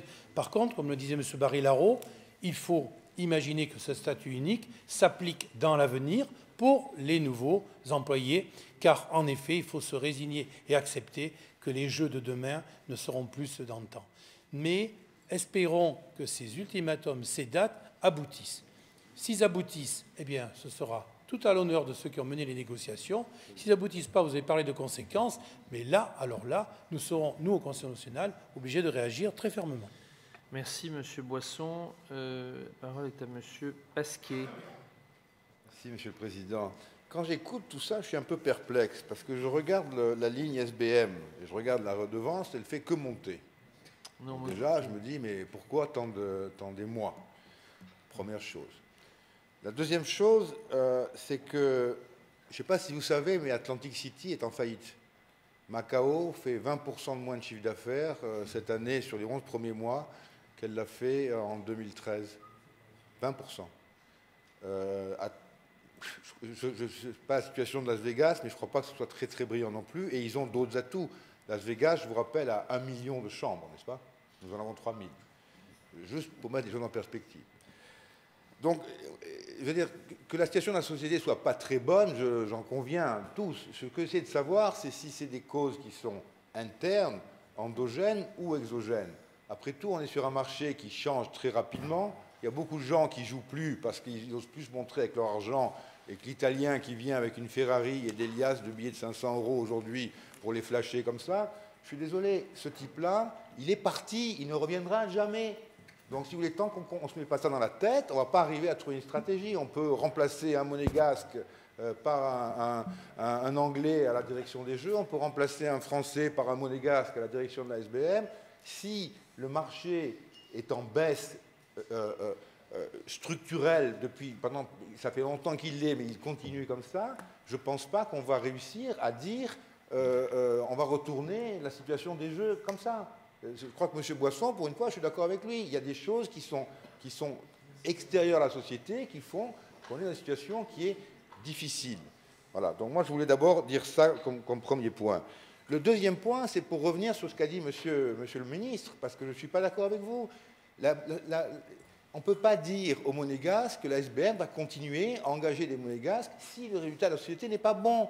C'est tromper tout le monde. Ce n'est pas faire une faveur à la SBM et c'est sûrement pas faire une faveur aux monégasques en leur disant vous aurez toujours un emploi à la SBM.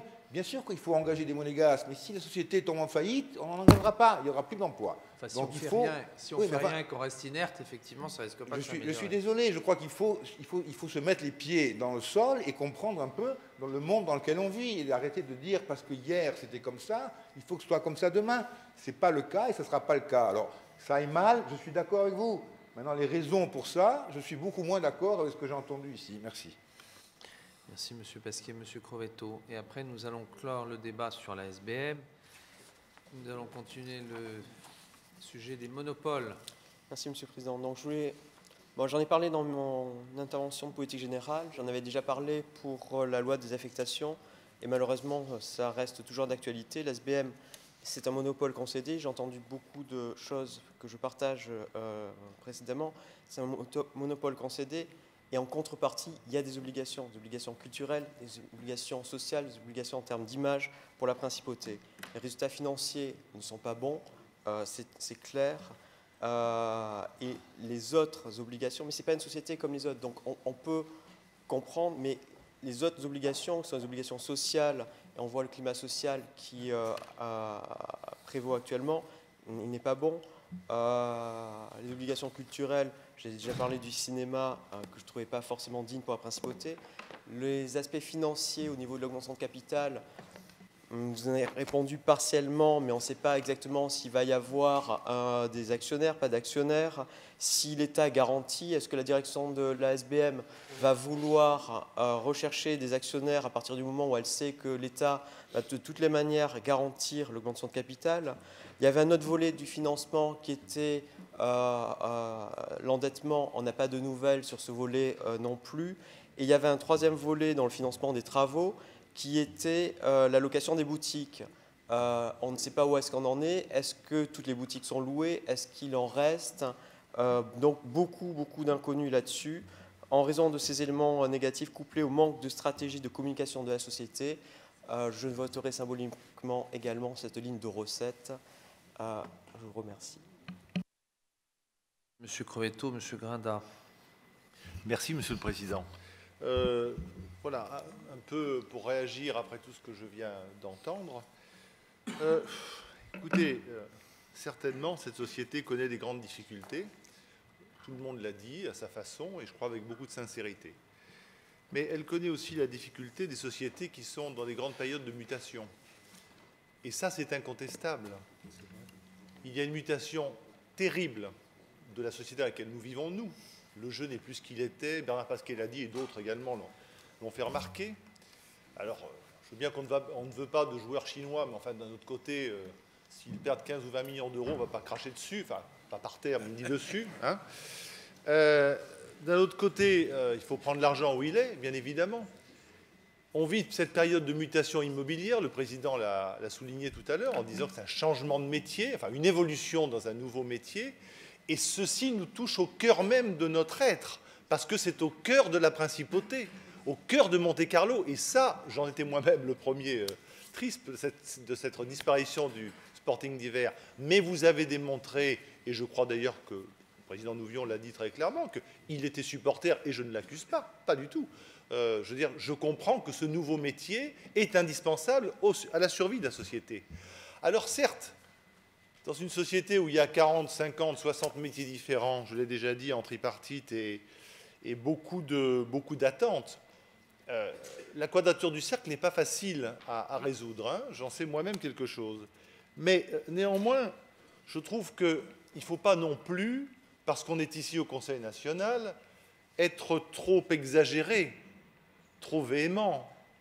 Je comprends bien qu'on puisse attendre davantage, parce qu'il a dit, bon, c'est sûr, moi je vois ça augmente. Ben oui, ça augmente, ça c'est un fait. Les difficultés augmentent également en interne, nous le savons tous.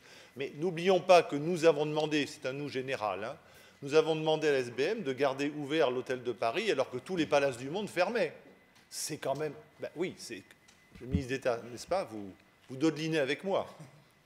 Ah ben voilà. Bien évidemment, nous dodelinons de concert.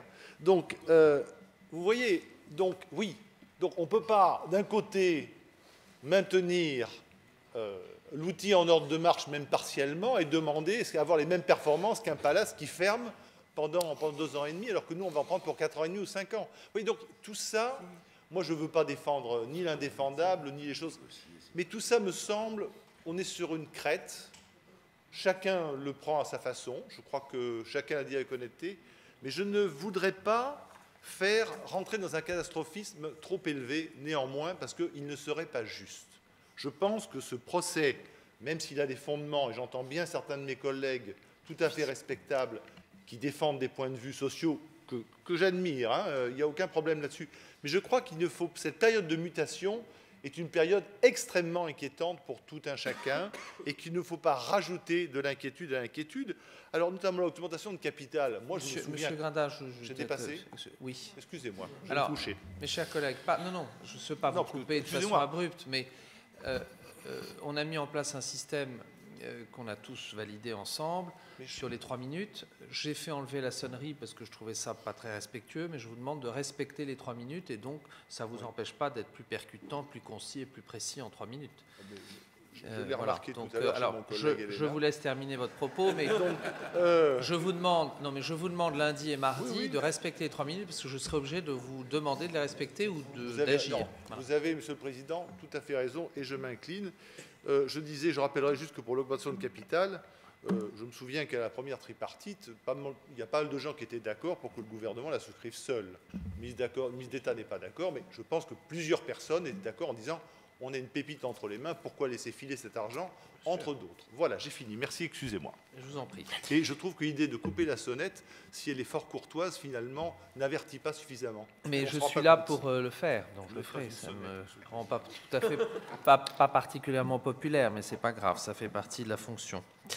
Bien, nous allons donc continuer sur les monopoles concédés.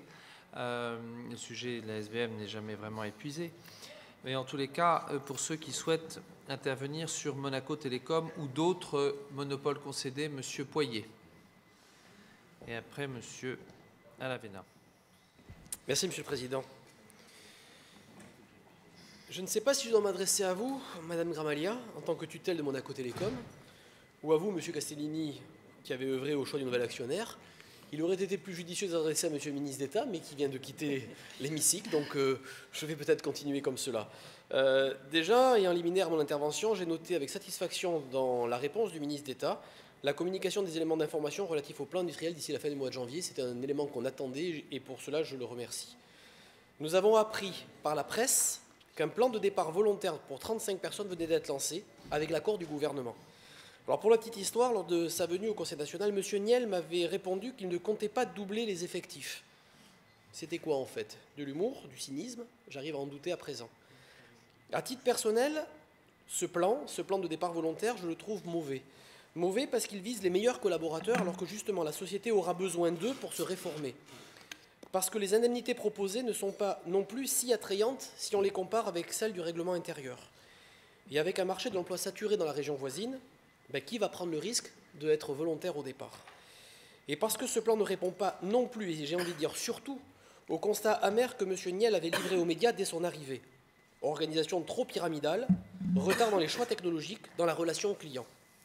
Ce qui laisse craindre malheureusement que ce plan, qui est le premier, ne sera probablement pas le dernier. Le 15 décembre, nous aurons atteint la date fatidique. Et après, Monsieur le ministre, que comptez-vous faire? Comptez-vous ajouter à la communication négative du secteur industriel de Fontvieille celle d'une réduction d'effectifs de notre opérateur? Alors j'entends déjà la voix du libéralisme, celle qui nous dit que l'État ne peut pas intervenir dans la gestion d'une société privée, que la loi du marché doit se faire et que si l'actionnaire majoritaire veut alléger la masse salariale, on ne peut rien y faire. Eh bien, pardonnez-moi, c'est faux. C'est faux parce qu'au titre de la concession, le concédant a toujours un mot à dire. C'est faux parce que le règlement intérieur vous engage. Pour ceux qui ne le connaîtraient pas, je me permets de vous lire une partie de l'article 46. Tout projet de licenciement pour cause économique ou de restructuration doit, préalablement à toute procédure, faire l'objet d'un examen et d'un accord formel de l'État en sa qualité de concédant de services publics d'exploitation du réseau téléphonique. Alors, Monsieur le ministre, aurez-vous l'audace de signer l'autorisation d'un plan de restructuration alors que la société vient d'accroître son résultat net et qu'in fine, si on en arrive là, c'est peut-être parce que le dossier était mal ficelé. En 6 mois, la vision ambitieuse que M. Niel souhaitait partager avec les élus s'est soldée en un constat d'échec. Mais cet échec est aussi celui du gouvernement, car après avoir connu différents actionnaires, Vivendi Telecom International puis Cable & Wireless, on aurait pu imaginer que vous ayez pu apprendre de ces expériences et ainsi éviter certains pièges. Alors, le président de la CISAT vous donne son avis personnel. Que vous décidiez de favoriser des départs volontaires, soit. Mais personne ne doit rester sur le carreau, surtout pas dans la situation financière actuelle de la société. Et ensemble, actionnaires de toute nature, complétez les compétences par des apports extérieurs, puisque celles-ci semblent être identifiées, remettez tout le monde dans le bateau et relancez la machine. La société est arrêtée, le client est oublié. C'est en février 2014, vous nous présentiez une offre qui allait réconcilier le client avec l'opérateur. Cela semble si loin. Je terminerai juste par la signature de Monaco Télécom. Sous le logo, c'est écrit « Tellement Monaco ». C'est triste.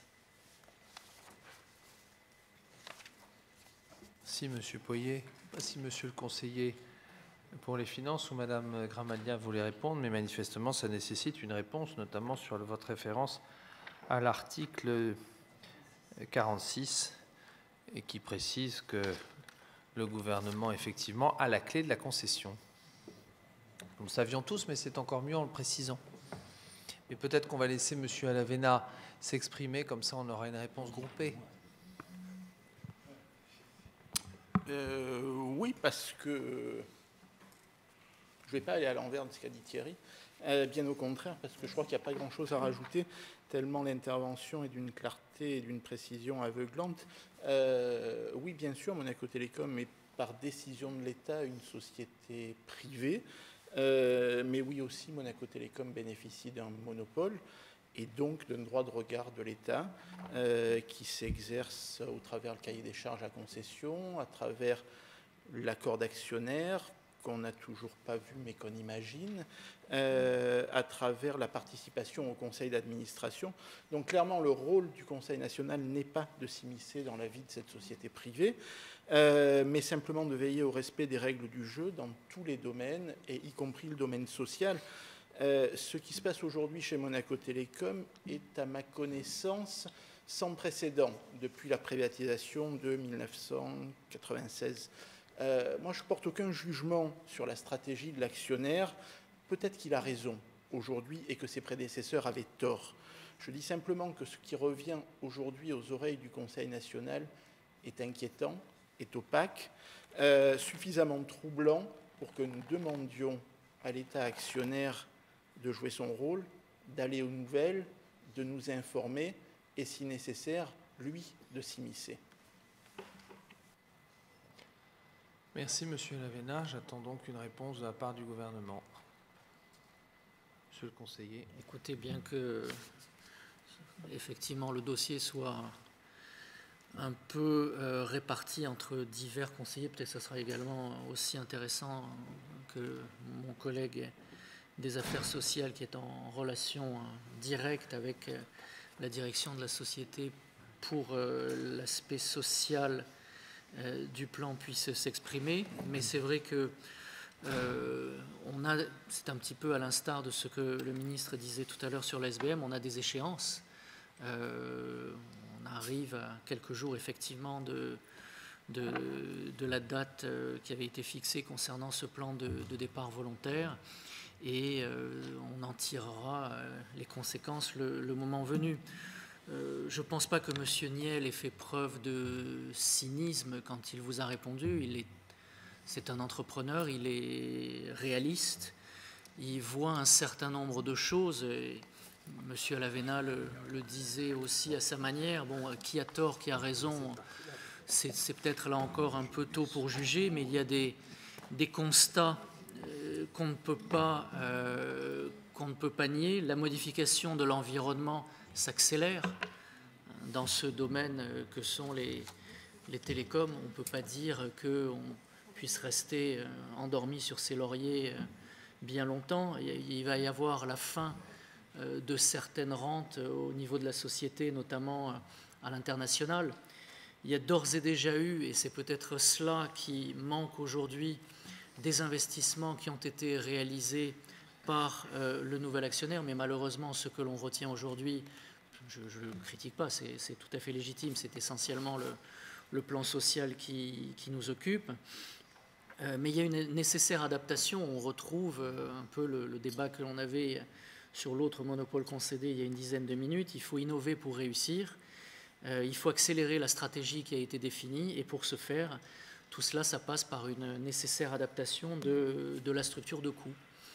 Alors on exposera plus en détail, et notamment des coûts salariaux, on exposera plus en détail le plan à 3 ans dans le cadre de la CPE que l'on a évoqué pour le mois de janvier. Je peux d'ores et déjà vous dire qu'il y a des volontés fortes de la part de l'entreprise de refondre, si j'ose dire, ce qu'ils appellent l'expérience client, en commençant par Internet d'ici quelques mois, en poursuivant d'ici la fin de l'année 2015 avec la télévision. Il y a également le lancement du nouveau data center. La société a bien compris l'importance du marché monégasque, comme je l'exposais tout à l'heure, de par la limite de certaines expériences internationales et la décroissance des revenus qui sont à attendre de leur positionnement international. Donc ils mettront fortement l'accent sur la pénétration du marché monégasque, à la fois sur le marché des particuliers comme sur le marché des entreprises. Et on va véritablement voir à l'œuvre un industriel qui investit, qui fait des paris technologiques, qui l'a dit, et je pense qu'il le pense plus que jamais, de faire de Monaco une vitrine technologique et de cette entreprise, ce que nous sommes aujourd'hui en droit d'attendre. En revanche, il est clair qu'en termes de rentabilité, si vous voulez, en termes d'évolution du chiffre d'affaires, et notamment de ce que j'évoquais par rapport à ces rentes à l'international, par rapport au développement des coûts salariaux, on se retrouve un peu, M. Grinda a utilisé l'expression tout à l'heure, sur une crête concernant la SBM. Je ne peux difficilement en dire autant, je ne peux que en dire autant concernant l'autre monopole concédé qui est Monaco Télécom. Voilà, on est un peu à la croisée des chemins. Le nouvel actionnaire prend des décisions que nous validons. Il ne faut pas croire que ce sont des décisions qui ont été prises dans un coin sans que nous n'ayons été informés et que l'on découvre un matin en lisant la presse. Il y a des paris à prendre et des décisions qui aujourd'hui engagent l'avenir de l'entreprise. Merci. Monsieur le conseiller Valéry, je vous en prie. Oui, alors sur le plan social, puisqu'évidemment, moi je ne peux vous parler que de la question sociale, dans la mesure où c'est évidemment pas le département des affaires sociales qui était chargé, c'est bien logique, de chercher un nouvel actionnaire ou de discuter avec lui les conditions de son investissement et de sa reprise. C'est monsieur, notamment le département des finances, qui peut vous en parler mieux que moi. Mais ce que je peux vous dire sur le plan social, c'est que, étant chargé de la défense de l'emploi dans ce pays par la fonction que j'occupe, dès que nous avons appris qu'il y avait une volonté donc de procéder à une restructuration par le nouvel actionnaire majoritaire, moi j'ai souhaité évidemment discuter et rencontrer la direction de l'entreprise. Et si aujourd'hui nous sommes face à un plan de départ volontaire, c'est parce que le gouvernement l'a demandé et l'a obtenu. Ce n'était pas la première intention qui était voulue par la direction de Monaco Télécom. Alors après, si vous voulez, étant confronté en ce moment, vous le savez bien, à de nombreux plans de licenciement collectif dans le pays, pour des raisons, on en a parlé déjà, de mutation industrielle, de délocalisation, de stratégie internationale de groupe, mais aussi de quelques entreprises en difficulté. En tant que conseiller aux affaires sociales, chargé, je le répète, de la défense de l'emploi dans ce pays, mais ça n'engage que moi. Moi, je ne souhaite pas qu'il y ait, après ce plan de départ volontaire, un plan de départ imposé. Donc tout ceci est sur la table et tout ceci est devant nous et va se discuter. Mais il est clair que cette société qui a réalisé un excédent de 32 millions, si je ne me trompe pas, l'année dernière, ne me semble pas vraiment la plus à même de nous amener actuellement un nouveau plan de licenciement collectif en l'ajoutant à tous ceux que nous subissons déjà. Et croyez-moi, les effectifs de l'inspection du travail et du service de l'emploi que j'ai l'honneur de diriger sont particulièrement exposés en ce moment. Donc c'est clair qu'au niveau social, nous ne souhaitons pas rajouter cela à la situation actuelle, hein, et en pensant bien sûr aux salariés éventuellement concernés de Monaco Télécom. Voilà, je sais que le ministre d'État est sensible à ces questions, et donc moi j'ai bon espoir qu'il n'y ait pas de licenciement collectif dans cette entreprise, Monsieur le Président de la Commission des intérêts sociaux. Merci beaucoup, Monsieur Grinda. Président, très brièvement, nous avons tous entendu M. Niel ici. Moi, je suis parti avant la femme, il s'est exposé relativement clairement pendant longtemps. Il a répondu à pas mal de questions. Mais enfin, il y a quand même une chose dont on peut tous être sûrs, c'est qu'il n'est quand même pas venu en principauté investir des fonds propres pour perdre de l'argent. Ça, je crois qu'on peut tous en être convaincus. Donc, je m'associe pleinement au souci de tous les élus ici en disant que oui, là, pour le coup, si on n'a pas mis avant les garde-fous dans un cahier des charges, il est évident que lui, il va avancer. Alors, ce qu'a dit M. Poyer tout à l'heure était très intéressant, donc ça mérite une réponse très, très construite, bien évidemment. Mais je crois qu'il ne faut pas se fourrer le doigt dans l'œil. C'est un entrepreneur, un homme de grande envergure, mais il n'est certainement pas venu ici pour nous faire plaisir, pour faire de Monaco une vitrine technologique au seul plaisir des Monégasques et des résidents. Ça, c'est certain. Ce n'est pas un philanthrope, ça, c'est sûr. Ça, c'est, voilà, très bien. On est d'accord. On peut toujours dire ça, évidemment. Hein. Aucun patron n'est un philanthrope. Non. Bon.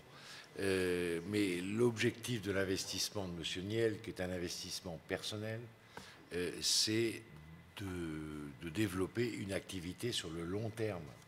Donc on n'est pas dans le cas de figure d'un repreneur, je ne cite pas un nom, mais qui vient naturellement en tête pour virer tout le monde et puis après revendre les actifs pour faire une opération. Bon, donc c'est pas le cas. C'est pas le cas, d'ailleurs, vous l'avez dit vous-même. Donc c'est un investissement à long terme. Qu'une entreprise ait besoin de restructuration, ça ne peut pas être nié. Que le modèle de M. Niel porté sur les innovations technologiques, le futur, ne soit pas tout à fait le même que celui du précédent repreneur qui était coté en bourse et qui avait des services pour suivre cette cotation en bourse. Bon. Donc, on peut comprendre qu'il y ait une réorganisation de l'entreprise. Nous avons effectivement agi pour que la réorganisation se passe sous forme d'un plan volontaire de départ en retraite, et à ce jour, il n'y a rien d'autre à ajouter. Voilà. Merci, Monsieur le ministre. Monsieur Poyer, Monsieur Lavena, Monsieur Crovetto, et après, on va passer au vote du chapitre 1er et nous allons aller nous coucher. Merci, Monsieur le Président. Effectivement, je me permettais de vous répondre, Monsieur Castellini, par rapport à votre réponse. Je crois que déjà la première chose à dire, c'est que les tendances, quand M. Niel a acheté la société, étaient connues. Les tendances étaient connues sur le marché monégasque, que ce soit domestique ou international. Il a eu accès à tous les chiffres, donc il n'y a rien de nouveau qui se soit passé dans des événements exceptionnels dans l'activité Monaco Télécom. Et puis c'est aussi un grand patron français, voire même à l'international. Les tendances du secteur télécommunications en France, en Europe et aux États-Unis sont aussi connues. Dans mon intervention, si vous avez bien fait attention, jamais je n'ai dit que M. Niel n'avait pas le droit de faire. La question que j'ai posée, c'est qu'est-ce que le gouvernement veut faire? C'est ça la question. Parce que M. Niel investisse et décide de structurer la société telle que lui l'imagine, là-dessus, rien à dire. Par contre, effectivement, en tant que concession et en tant que vous, concédant, qu'est-ce que vous comptez faire? C'est ça la grande question. Parce que là, justement, on n'est pas face à une situation de crise où on aurait pu dire, effectivement, qu'en ouvrant les livres, on découvre une situation qui nécessite quelque chose. M. Valéry le rappelait, la société a dégagé du bénéfice, a encore accru son bénéfice. Donc aujourd'hui, on ne peut pas invoquer une situation économique. Vous le savez très bien, les sociétés évoluent. On peut aussi demander à Monaco Télécom d'évoluer différemment dans le futur et, par exemple, de ne pas renouveler les départs à la retraite, par exemple. Donc il y a des choses qui peuvent se faire dans la nature des choses, il y a des choses qui peuvent être beaucoup plus brutales. Apparemment, on est plutôt dans un côté plus brutal, ou en tout cas, sur la première partie, on verra s'il y a une deuxième partie. Merci, Monsieur Alavena. Pardon.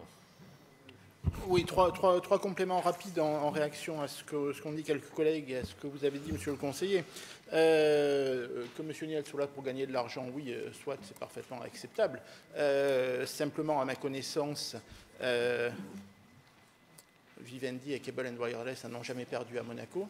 Et les ratios de Monaco Télécom dans les années précédentes ont toujours été très supérieurs aux meilleurs ratios de Free. Donc qu'on fasse plutôt une optimisation par rapport à une stratégie d'entreprise, à un modèle, je veux bien le croire, ça ne sont pas les quelques cas en cause qui sont là. Vous nous dites aussi, monsieur le conseiller, qu'il y a chez Monaco Télécom des situations conjoncturelles, des arrêts de contrat ou des changements de certaines choses. Je le conçois fort volontiers. On revient à la limite à mon intervention précédente sur la commission des concessions. C'est-à-dire si on se voyait un petit peu plus souvent et si on abordait la vie des entreprises sous concession, on aurait ces informations et ça éclairerait peut-être de manière plus intelligente nos interventions qui sont parfois déconnectées de certaines informations internes que nous n'avons pas. Donc, double effet. Quand vous nous dites que le monde des télécoms bouge, oui, c'est vrai, c'est sa caractéristique principale depuis 15 ans. C'est aussi, ne l'oublions pas, grâce à ce mouvement perpétuel que des gens comme M. Niel, qui ont su s'adapter, ont fait leur fortune et leur richesse. Ça n'a pas toujours été le cas de Monaco Télécom, qui a raté un certain nombre d'opportunités. Tant mieux si aujourd'hui ils sont prêts à en saisir d'autres et qui s'en donnent les moyens. Ce n'est pas nécessairement l'impression qui est donnée aujourd'hui. Voilà, dernière chose, excusez-moi si j'ai mal compris ce que vous avez dit, si j'ai entendu que M. Niel se rend compte que Monaco est petit, j'avais entendu il n'y a pas longtemps la même chose de la part de M. Ribolovlev.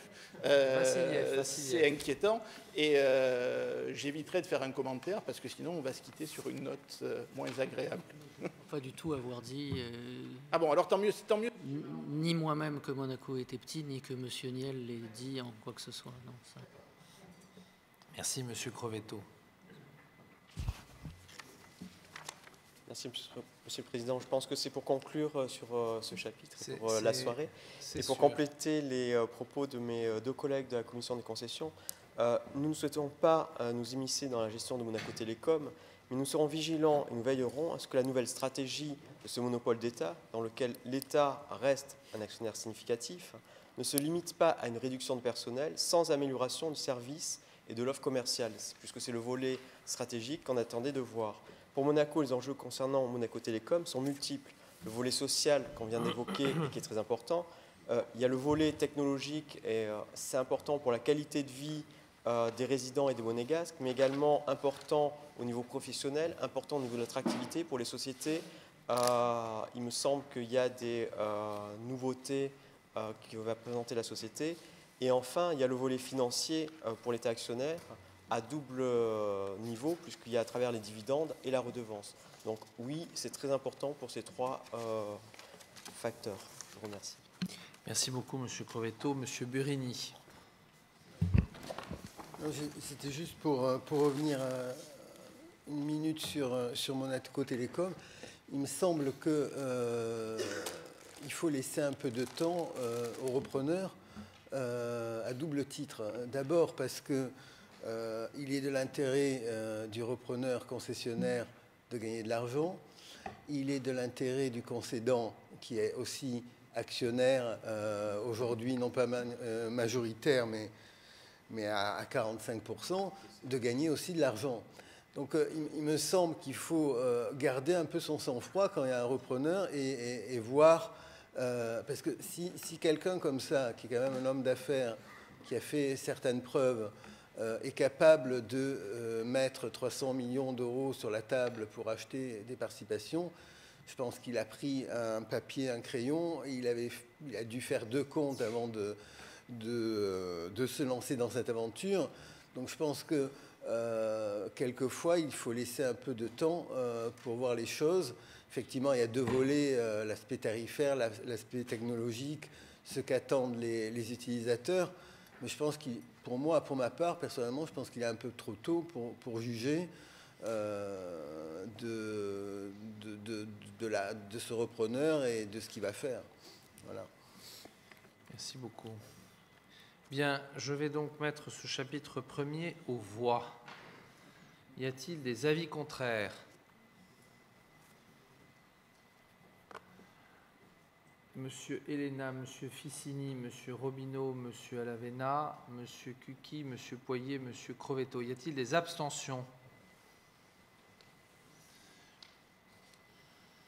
Monsieur Boisson, Monsieur Stener, Monsieur Burini, Madame Roguignon-Vernin, Madame Fresco, Monsieur Barilaro, Madame Rossi, Monsieur Boéry et moi-même.